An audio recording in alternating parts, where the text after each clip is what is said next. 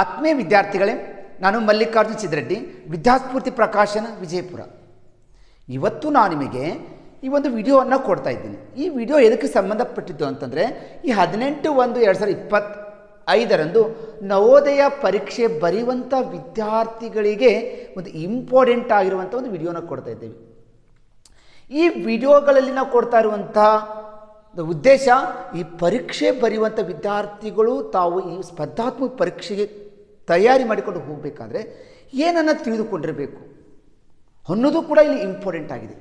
1 ವರ್ಷ ಪೂರ ತರಬೇತಿಯನ್ನು ಪಡೆದುಕೊಂಡಿದ್ದೇವೆ, ಆದರೆ ಕೊನೆಯ ಕ್ಷಣದಲ್ಲಿ ನಾವು ಪರೀಕ್ಷೆಯನ್ನು ಎದುರಿಸೋದು ಕೂಡ ಅಷ್ಟೇ ಇಂಪಾರ್ಟೆಂಟ್ ಆಗಿದೆ. 1 ವರ್ಷದ ಒಂದು ಪರೀಕ್ಷಾ ತಯಾರಿಯು ಕೇವಲ 2 ಗಂಟೆಗಳಲ್ಲಿ ನಮ್ಮ ಪ್ರತಿಭೆಯನ್ನು ಅವರು ಗುರುತಿಸ್ತಾ ಇದ್ದಾರೆ. ಅಂದರೆ ಆ ಪರೀಕ್ಷೆಗಳಲ್ಲಿ ನಾವು ಅತಿ ಹೆಚ್ಚು ಅಂಕವನ್ನು ಪಡ್ಕೋಬೇಕಾಗಿತ್ತು ಅಂದರೆ ನಾವು ಯಾವ ಒಂದಿಷ್ಟು ನಿಯಮಗಳನ್ನು ಪಾಲಿಸೋದ್ರ ಬಗ್ಗೆ ನೀವು ತಿಳ್ಕೋಬೇಕಾಗುತ್ತೆ.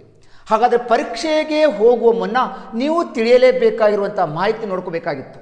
ಅಂದರೆ ಭಯವಿಲ್ಲದೆ ಪರೀಕ್ಷೆಯನ್ನು ಬರಿಬೇಕಾಗಿತ್ತಂದರೆ ನೀವು ಈ ಒಂದು ವಿಡಿಯೋವನ್ನು ಪ್ರಾರಂಭದಿಂದ ಕೊನೆಗೆ ನೋಡಿದರೆ ಪರ್ಫೆಕ್ಟಾಗಿ ನೀವು ಎಕ್ಸಾಮ್ಗಳಲ್ಲಿ ಯಶಸ್ವಿಯನ್ನು ಸಾಧಿಸಲಿಕ್ಕೆ ನನ್ನ ಈ ಒಂದು ವಿಡಿಯೋ ಸಹಾಯ ಮಾಡ್ತಾಯಿದೆ ಅಂತ ಹೇಳುತ್ತಾ, ಈ ನವೋದಯ ಪರೀಕ್ಷೆ ಬರಿತಾ ಇರುವಂಥ ವಿದ್ಯಾರ್ಥಿಗಳಿಗೆ ನೀವು ಕಟ್ಟಿರುವಂಥ ಕನಸು ಈಡೇರಿಸಬೇಕಾಗಬೇಕಾಗಿತ್ತಂದರೆ ಆ ಕನಸು ಈಡೇರಲಿಕ್ಕೆ ಪರೀಕ್ಷೆಗಳನ್ನು ಕೂಡ ಮಕ್ಕಳಿಗೆ ಇಂಪಾರ್ಟೆಂಟ್ ಆಗಿರುತ್ತೆ. ಸಾಕಷ್ಟು ಪರೀಕ್ಷೆಗಳನ್ನು ಬರೆದಿದ್ದೀರಿ, ಆದರೆ ಕೊನೆಯ ಪರೀಕ್ಷೆ ಇದೆಯಲ್ಲ, ಈ ನವೋದಯ ಬೋರ್ಡ್ ನಡೆಸುವಂಥ ಪರೀಕ್ಷೆಗಳನ್ನು ಭಯವಿಲ್ಲದೆ ಖುಷಿಯಿಂದ ನೀವು ಹಬ್ಬದ ಥರ ಪರೀಕ್ಷೆಯನ್ನು ನೀವು ಹ್ಯಾಪಿಯಾಗಿ ಬಂದಾದರೆ ನೀವು ಫಲಿತಾಂಶವನ್ನು ಗಿಟ್ಟಿಸ್ಕೊಳ್ಳಿಕ್ಕೆ ಸಾಧ್ಯ ಆಗ್ತಾಯಿದೆ ಅಂತ ಹೇಳುತ್ತಾ, ಈ ಒಂದು ವಿಡಿಯೋದಲ್ಲಿ ನಾನು ಇವತ್ತು ಪರೀಕ್ಷೆಯನ್ನು ಬರೆಯುವ ಮುನ್ನ ನೀವು ಏನು ಮಾಡಬೇಕು ವಿದ್ಯಾರ್ಥಿಗಳು ಅನ್ನೋದ್ರ ಬಗ್ಗೆ ಕೊಡ್ತಾ ಇದ್ದೀನಿ. ನೆಕ್ಸ್ಟು ಪ್ರಶ್ನೆ ಪತ್ರಿಕೆ ಯಾವ ಮಾದರಿಗಳ ಮೇಲೆ ರಚನೆಯಾಗಿರ್ತಾ ಇದೆ ಅನ್ನೋದನ್ನು ತಿಳಿಸ್ತಾ ಇದ್ದೀನಿ. ಈ ಒಂದು ಪ್ರವೇಶ ಪರೀಕ್ಷೆ ಬರಬೇಕಾದ್ರೆ OMR ಸೀಟನ್ನು ಯಾವ ರೀತಿ ನೀವು ತುಂಬಬೇಕು ಅನ್ನೋದನ್ನು ನಾನು ವಿವರಣೆ ಸಹಿತ ಕೊಡ್ತಾ ಇದ್ದೀನಿ. ಅದರ ಜೊತೆಗೆ ನೀವು ಆ 120 ನಿಮಿಷ ಅಂದರೆ 2 ಗಂಟೆ ಸಮಯವನ್ನು ಯಾವ ರೀತಿ ನೀವು ಟೈಮ್ ಮ್ಯಾನೇಜ್ಮೆಂಟ್ ಮಾಡಬೇಕು ಅನ್ನೋದನ್ನು ತಿಳಿಸ್ಕೊಡ್ತಾ ಇದ್ದೀನಿ. ಕೆಲವು ವಿದ್ಯಾರ್ಥಿಗಳು ಈ ವಿಧಾನಗಳನ್ನು ತಪ್ಪಿ ಈ ನವೋದಯ ಶಾಲೆಯಿಂದ ಹೊರಗುಳಿತಾ ಇರೋದನ್ನು ನೋಡ್ತಾ ಇದ್ದೀವಿ ಪ್ರತಿ ವರ್ಷ. ದಯವಿಟ್ಟು ವಿದ್ಯಾರ್ಥಿಗಳೇ ಪ್ರತಿಯೊಂದು ಪಾಯಿಂಟ್ಗಳನ್ನ ಸರಿ ನೋಡ್ಕೊಳ್ಳಿ. ಎಕ್ಸಾಮ್ಗಳಿಗೆ ನೀವು ಪ್ರಿಪೇರ್ ಆಗಿ ಹೋಗ್ರಿ. 100% ನೀವು ನವೋದಯ ಶಾಲೆ ಆಯ್ಕೆ ಆಗಲಿಕ್ಕೆ ಸಾಧ್ಯ ಆಗ್ತಾಯಿದೆ ಅಂತ ಹೇಳುತ್ತಾ, ಮೊದಲನೇದಾಗಿ ಅಭ್ಯರ್ಥಿಗಳಿಗೆ ಒಂದಿಷ್ಟು ಸೂಚನೆ ಕೊಡ್ತಾ ಇದ್ದೇನೆ. ಏನು ಸೂಚನೆ ಅಂದರೆ, ನೀವು ಪರೀಕ್ಷೆಗೆ ಹೋಗಬೇಕಾಗಿತ್ತು ಅಂದರೆ ಆ ಪರೀಕ್ಷೆಗೆ ಹೋಗುವಾಗ ನೀವು ಪ್ರವೇಶ ಪತ್ರವನ್ನು, ಹಾಲ್ ಟಿಕೆಟನ್ನು ಕಡ್ಡಾಯವಾಗಿ ತೆಗೆದುಕೊಂಡು ಹೋಗ್ರಿ. ಆಲ್ರೆಡಿ ಹಾಲ್ ಟಿಕೆಟನ್ನು ನಿಮ್ಗೆ ಡೌನ್ಲೋಡ್ ಮಾಡ್ಕೊಂಡು ಬಿಟ್ಟಿದ್ದಾರೆ. ಅರ್ಜಿಯನ್ನು ತೆಗೆದುಕೊಳ್ಳಿ, ನೀವು ಫಸ್ಟು ಹಾಲ್ ಟಿಕೆಟ್ ಡೌನ್ಲೋಡ್ ಮಾಡಿಕೊಳ್ಳಿ. ಆ ಡೌನ್ಲೋಡ್ ಮಾಡಿಕೊಂಡಿರುವಂಥ ಹಾಲ್ ಟಿಕೆಟನ್ನು ಒಯ್ದನ್ನು ಮಕ್ಕಳು ಮರಿಬಾರ್ದು. ಎರಡದು, ಈ ಪರೀಕ್ಷಾ ಹಾಲ್ನಲ್ಲಿ ಯಾವುದೇ ಎಲೆಕ್ಟ್ರಾನಿಕ್ ಸಾಧನಗಳು ಅಥವಾ ಗ್ಯಾಜೆಟ್ಗಳನ್ನು ಅನುಮತಿಸಲಾಗುವುದಿಲ್ಲ. ಎಕ್ಸಾಂಪಲ್ಲು, ಈ ಥರ ನೀವು ವಾಚನ ಒಯ್ಯಲಿಕ್ಕೆ ಅವಕಾಶ ಇಲ್ಲ. ಅಲ್ಲಿ ಕ್ಯಾಲ್ಕುಲೇಟರ್ ಇರುತ್ತೆ, ಅಂತಹ ವಾಚನ ಒಯ್ಯಲಿಕ್ಕೆ ಅವಕಾಶ ಇರುವುದಿಲ್ಲ. ಜಾಮೆಟ್ರಿ ಬಾಕ್ಸ್ಗಳನ್ನು ಒಯ್ಯಲಿಕ್ಕೆ ಅವಕಾಶ ಇರುವುದಿಲ್ಲ. ಕಟ್ಟಿಂಗ್ ಫಿಗರ್ಸ್ ಕತ್ತರಿಸಲಿಕ್ಕೆ ಕತ್ತರಿಯನ್ನು ಒಯ್ಯಲಿಕ್ಕೆ ಅವಕಾಶ ಇರುವುದಿಲ್ಲ. ಮಿರರ್ ಇಮೇಜ್ ನೋಡಲಿಕ್ಕೆ ಕನ್ನಡಿಯನ್ನು ಒಯ್ಯಲಿಕ್ಕೆ ಅವಕಾಶ ಇರುವುದಿಲ್ಲ. ದಯವಿಟ್ಟು ಈ ಥರ ಒಂದಿಷ್ಟು ಎಲೆಕ್ಟ್ರಾನಿಕ್ ಸಾಧನಗಳನ್ನು ಅಲ್ಲಿ ಒಯ್ಯಲಿಕ್ಕೆ ಅವಕಾಶ ಇರುವುದಿಲ್ಲ. ಆದರೆ ಸಮಯವನ್ನು ನೋಡ್ಕೊಳ್ಳೋಕ್ಕೆ ನೀವು ಸಾಧವಾಗಿರುವಂಥ ಒಂದು ಮಾಮೂಲಾಗಿರುವಂಥ ನೀವು ವಾಚನ್ನು ಕಟ್ಕೊಂಡು ಹೋಗಲಿಕ್ಕೆ ಅವಕಾಶ ಇರುತ್ತೆ. ಪ್ರತಿ ಅರ್ಧ ಗಂಟೆಗೆ ಒಂದ್ಸಲ ಅವರು ಬೆಲ್ಲೂ ಕೂಡ ಬಾರಿಸ್ತಾ ಇರ್ತಾರೆ. ನಿಮ್ಮ ಸೂಪರ್ವೈಸರಿಗೆ ಕೂಡ ನೀವು ಸಮಯವನ್ನು ಕೇಳ್ಬೋದು. ಆದರೆ ಇಲ್ಲಿ ನೀವು ಟೈಮ್ ನೋಡಲಿಕ್ಕೆ ಒಂದು ಮಾಮೂಲಿ ಆಗಿರುವಂಥ ವಾಚನ ತೆಗೆದುಕೊಂಡು ಹೋಗ್ಬೋದು. ಈ ಥರ ಇರುವಂಥ ನೀವು ಕ್ಯಾಲ್ಕುಲೇಟರ್ ಇರುವಂಥ ವಾಚನ ತೆಗೆದುಕೊಳ್ಳಿಕ್ಕೆ ಅಲ್ಲಿ ಅವಕಾಶ ಇರುವುದಿಲ್ಲ. ಈ ಥರ ವಿದ್ಯಾರ್ಥಿಗಳು ನೀವು ಎಕ್ಸಾಮ್ಗಳಿಗೆ ಹೋಗಬೇಕಂದ್ರೆ ಕಡ್ಡಾಯವಾಗಿ ಹಾಲ್ ಟಿಕೆಟ್ ತೆಗೆದುಕೊಳ್ಳಿ. ಅದರ ಜೊತೆಗೆ ಪರೀಕ್ಷಾ ಹಾಲ್ನಲ್ಲಿ ಈ ಥರ ಎಲೆಕ್ಟ್ರಾನಿಕ್ ಸಾಧನಗಳನ್ನು, ಗ್ಯಾಜೆಟ್ಗಳನ್ನು ಅಲ್ಲಿ ಅವಕಾಶ ಇರುವುದಿಲ್ಲ. ದಯವಿಟ್ಟು ತೆಗೆದುಕೊಂಡು ಹೋಗಿ ಗೊಂದಲಕ್ಕೀಡಾಗಲಿಕ್ಕೆ ಹೋಗಬೇಡಿ. ನೆಕ್ಸ್ಟು, ಪರೀಕ್ಷಾ ಕೇಂದ್ರಕ್ಕೆ ಹೋಗಬೇಕಾಗಿತ್ತಂದರೆ ನೀವು 10-30 ಗಂಟೆ ಒಳಗೆ ಅಲ್ಲಿ ಹೋಗಿರಬೇಕು. ನೀವು ಎಕ್ಸಾಮ್ ಎಲ್ಲಿ ನಡೀತಾ ಇದೆ ಅಂತ ನಿಮ್ದು ಆಲ್ರೆಡಿ ಹಾಲ್ ಟಿಕೆಟ್ ತೆಗೆದುಕೊಂಡಿದ್ದೀರಿ. ಹಾಲ್ ಟಿಕೆಟನ್ನು ನೀವು 5ನೇ ತರಗತಿ ಓದುತ್ತಿರುವಂಥ ಶಾಲೆಯ ತಾಲೂಕಲ್ಲಿ ಎಕ್ಸಾಮ್ ನಡೀತಾ ಇದೆ. ಆ ಹಾಲ್ ಟಿಕೆಟ್ದಲ್ಲಿ ಆ ತಾಲೂಕದಲ್ಲಿ ಯಾವ ಸೆಂಟ್ರದಲ್ಲಿದೆ ಅಂತ ನಿಮ್ಗೆ ಕನ್ಫರ್ಮ್ ಆಯಿತು. ಆ ಸೆಂಟ್ರಿಗೆ ಏನು ಮಾಡಬೇಕಂದ್ರೆ ನೀವು 10:30ಕ್ಕೆ ಅಲ್ಲಿ ಒಳಗಡೆ ಹೋಗಬೇಕು. ಎಕ್ಸಾಮ್ ಸ್ಟಾರ್ಟ್ ಆಗೋದು 11:30ಕ್ಕೆ ಸ್ಟಾರ್ಟ್ ಆಗುತ್ತೆ. ನೀವು 1 ಗಂಟೆ ಮುಂಚಿತವಾಗಿ ಆ ಎಕ್ಸಾಮ್ ಸೆಂಟ್ರಿಗೆ ಹೋಗ್ರಿ. ಅಲ್ಲಿ ಒಟ್ಟು ಪರೀಕ್ಷೆಯ ಒಟ್ಟು ಅವಧಿ 2 ಗಂಟೆಗಳು ಕೊಟ್ಟಿರ್ತಾರೆ. ಈ ನವೋದಯ ಪರೀಕ್ಷೆ ನಡೀತಾ ಇರೋದು 2 ಗಂಟೆ, 120 ನಿಮಿಷ ಪರೀಕ್ಷೆ ನಡೀತಾ ಇದೆ. ಪರೀಕ್ಷೆ ನಡೆಯುವ ಸಮಯ ಬೆಳಗ್ಗೆ 11:30 ಸ್ಟಾರ್ಟ್ ಆಗುತ್ತೆ, ಮಧ್ಯಾಹ್ನ 1 ಗಂಟೆ 30 ನಿಮಿಷಕ್ಕೆ ಎಕ್ಸಾಮನ್ನು ಮುಗಿತಾ ಇದೆ. ಆದ್ದರಿಂದ ಅದು 11:30ಕ್ಕೆ ಎಕ್ಸಾಮ್ ನಡೆಯೋದ್ರಿಂದ ನೀವು 1 ಗಂಟೆ ಮುಂಚೆ 10:30ಕ್ಕೆ ಆ ಎಕ್ಸಾಮ್ ಸೆಂಟರ್ದಲ್ಲಿ ಹೋಗಿ ನಿಮ್ಮ ಒಂದು ರೂಲ್ ನಂಬರ್ ಯಾವ ಬ್ಲಾಕಲ್ಲಿ ಹಾಕಿದ್ದಾರೆ ಆ ಬ್ಲಾಕ್ಗಳಲ್ಲಿ ಹೋಗಿ ಆ ರೂಮ್ಗಳಲ್ಲಿ ಹೋಗಿ ನಿಮ್ಮ ನಂಬರು ಯಾವುದಿದೆ, ನಂಬರ್ ಸರಿಯಾಗಿ ಕೊಟ್ಟಿದ್ದಾರೋ ಇಲ್ಲೋ ಅನ್ನೋದನ್ನು ನೀವು ಚೆಕ್ ಮಾಡ್ಕೋಬೇಕು. ಅದಕ್ಕೆ ನೀವು 1 ಗಂಟೆ ಮುಂಚಿತ ಹೋದರೆ ನಿಮ್ಗೆ ಈಸಿಯಾಗಿ ನಿಮಗೆ ಎಕ್ಸಾಮ್ ಸೆಂಟರ್ಗಳಲ್ಲಿ ಯಾವ ಬ್ಲಾಕು, ಯಾವ ರೂಮು, ಯಾವ ಡೆಸ್ಕ್ ಅಂತ ನಿಮ್ಗೆ ಸಿಗಲಿಕ್ಕೆ ಸಾಧ್ಯ ಆಗ್ತಾ ಹೋಗುತ್ತೆ. ನೆಕ್ಸ್ಟು ನೀವು ಆ ಒಂದು ಎಕ್ಸಾಮ್ 1 ಗಂಟೆ ಮುಂಚಿತ ಹೋದ್ರಿ, ಎಕ್ಸಾಮು 11:30 ಸ್ಟಾರ್ಟ್ ಆಯಿತು, ನೀವು ಅಲ್ಲಿ ಒಳಗಡೆ ಹೋದ್ರಿ, ಈ ಎಕ್ಸಾಮ್ ನಿಮ್ಮ ಹಾಲ್ಗಳಲ್ಲಿ ಹೋಗಿ ನೀವು ಕೂತ್ಕೊಂಡ್ರಿ ನಿಮ್ಮ ರೂಮ್ನಲ್ಲಿ. ನೆಕ್ಸ್ಟು ಕೆಲಸ ಏನಾಗುತ್ತೆ ಅಂದರೆ ಅಲ್ಲಿ ನಿಮಗೆ ಪ್ರಶ್ನೆ ಪತ್ರಿಕೆಯನ್ನು ಅವರು ವಿತರಣೆ ಮಾಡೋಕ್ಕೆ ಸ್ಟಾರ್ಟ್ ಮಾಡ್ತಾರೆ. ಎಲ್ಲ ಮಕ್ಕಳಿಗೆ ನಿಮಗೆ 11:30 ಪ್ರಶ್ನೆ ಪತ್ರಿಕೆಯನ್ನು ಕೊಡ್ತಾರೆ.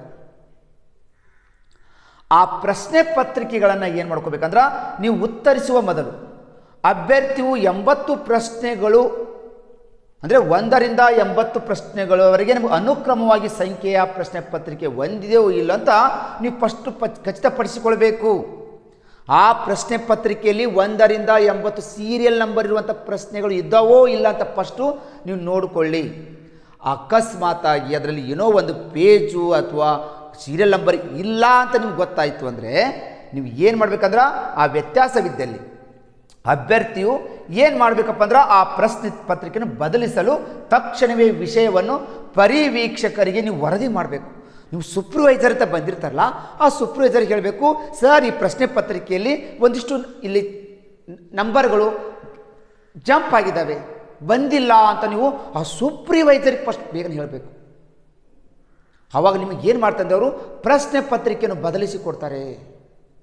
ದಯವಿಟ್ಟು ವಿದ್ಯಾರ್ಥಿಗಳು ಇದನ್ನು ನೀವು ಮರಿಲಿಕ್ಕೆ ಹೋಗಬಾರ್ದು. ಒಟ್ಟಾರೆಯಾಗಿ ಈ ಒಂದು ಪ್ರಶ್ನೆ ಪತ್ರಿಕೆ ಏನಾಗಿರುತ್ತೆ ಅಂದರೆ ನಿಮಗೆ 4 ವಿಭಾಗಗಳ ಒಂದು 4 ಇದ್ರ ಮೇಲೆ ಪ್ರಶ್ನೆ ಪತ್ರಿಕೆ ರಚನೆ ಆಗಿರುತ್ತೆ.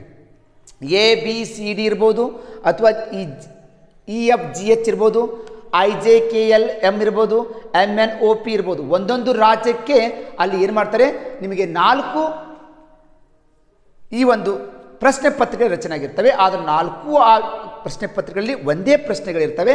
ಆದರೆ ಪ್ರಶ್ನೆಗಳು ಜಿಗ್ಜಾಗ್ ಮಾಡಿರ್ತಾರೆ, ಕಾಪಿ ಮಾಡಬಾರ್ದು ಅಂತೇಳಿ.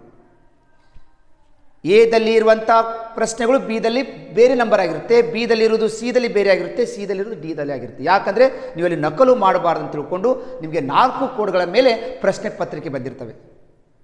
ಅದನ್ನು ವಿದ್ಯಾರ್ಥಿಗಳು ನೀವು ಭಯಗೊಳ್ಳಲಿಕ್ಕೆ ಹೋಗಬೇಡಿ. ಒಳಗಡೆ ಇರುವಂಥ ಏನಾದರೂ ಪ್ರಶ್ನೆಗಳು ನಿಮಗೆ ದೋಷ ಆಗಿತ್ತಂದರೆ ಬೇಗನೆ ವರದಿ ಸಲ್ಲಿಸಿ ಕ್ವಶನ್ ಪೇಪರನ್ನು ಚೇಂಜ್ ಮಾಡಿ. ಇದನ್ನು ವಿದ್ಯಾರ್ಥಿಗಳು ಮೊದಲ ಈ ಕೆಲಸವನ್ನು ಮಾಡಬೇಕು. ನೆಕ್ಸ್ಟು ಏನಿದೆಯಪ್ಪ ಅಂದರೆ ನಿಮಗೆ OMR ಹಾಳೆಯನ್ನು ಕೊಡ್ತಾರೆ. ಪ್ರತಿ ವಿದ್ಯಾರ್ಥಿಗಳಿಗೆ ಒಂದು OMR ಬಂದಿರುತ್ತೆ. ಹಾಗಾದರೆ ಆ OMR ಹಾಳೆಯು 80 ಪ್ರಶ್ನೆಗಳಿಂದ ಅದು ಬಂದಿರುತ್ತೆ. ಆ OMR ಹಾಳೆಗಳಲ್ಲಿ ನಾವು ಯಾವ ಪೆನ್ನನ್ನು ಉಪಯೋಗಿಸಬೇಕು ಅನ್ನೋದು ಗೊತ್ತಿರಬೇಕು. ವಿದ್ಯಾರ್ಥಿಗಳು ನೀವು ಪರೀಕ್ಷೆಗೆ ಹೋಗಬೇಕಾದ್ರೆ ಈ ಒಂದು ಆ ನವೋದಯ ಬೋರ್ಡ್ನಲ್ಲಿ ಕೊಡ್ತಾ ಇರುವಂಥ OMR ಪ್ರಶ್ನೆ ಒಂದು ಉತ್ತರ OMR ಹಾಳೆಗಳಲ್ಲಿ ನೀವು ನೀಲಿ ಅಥವಾ ಕಪ್ಪು, ನೀಲಿ ಪೆನ್ ಇರಬೇಕು ಅಥವಾ ಕಪ್ಪು ಪೆನ್ನು, ಕರಿ ಕಲರ್, ಆ ಹಿಂಕನ್ನು ಹೊಂದಿರುವಂಥ ಪಾಯಿಂಟ್ ಪೆನ್ನನ್ನು ಬಳಸಬೇಕು. ಅದು ಯಾವ ಪೆನ್ನು? ಬಾಲ್ ಪಾಯಿಂಟ್ ಪೆನ್ ಅಂತಾರೆ. ಜೆಲ್ ಪೆನ್ಗಳನ್ನು ಬಳಸಬಾರದು, ಬಾಲ್ ಪಾಯಿಂಟ್ ಪೆನ್ ಇರಬೇಕು. ಆದ್ದರಿಂದ ನೀವು ಏನು ಮಾಡಿರಿ, ಈ ಥರ ಇರುವಂಥ ಬಾಲ್ ಪಾಯಿಂಟ್ ಪೆನ್ನನ್ನು ತೊಗೊಳ್ರಿ. ಅದು 2 ನೀಲಿ ತೊಗೊಂಡವ್ರಿ, ಇಲ್ಲ 2 ಕಪ್ಪು ತೊಗೊಂಡವ್ರಿ. ಒಂದು ನೀಲಿ ಒಂದು ಕಪ್ಪು ತೆಗೆದುಕೊಂಡು ಹೋಗಬೇಡಿ. ಅಲ್ಲಿ ಕಲರ್ನ ಅರ್ಧ ಅದು ಅರ್ಧ ಇದು ಅರ್ಧ ಬಳಸಲಿಕ್ಕೆ ಹೋಗಬಾರ್ದು. ಪೂರ್ಣ OMR ಅನ್ನು ಒಂದೇ ಕಲರ್ದಲ್ಲಿ ತುಂಬಬೇಕಾಗುತ್ತೆ.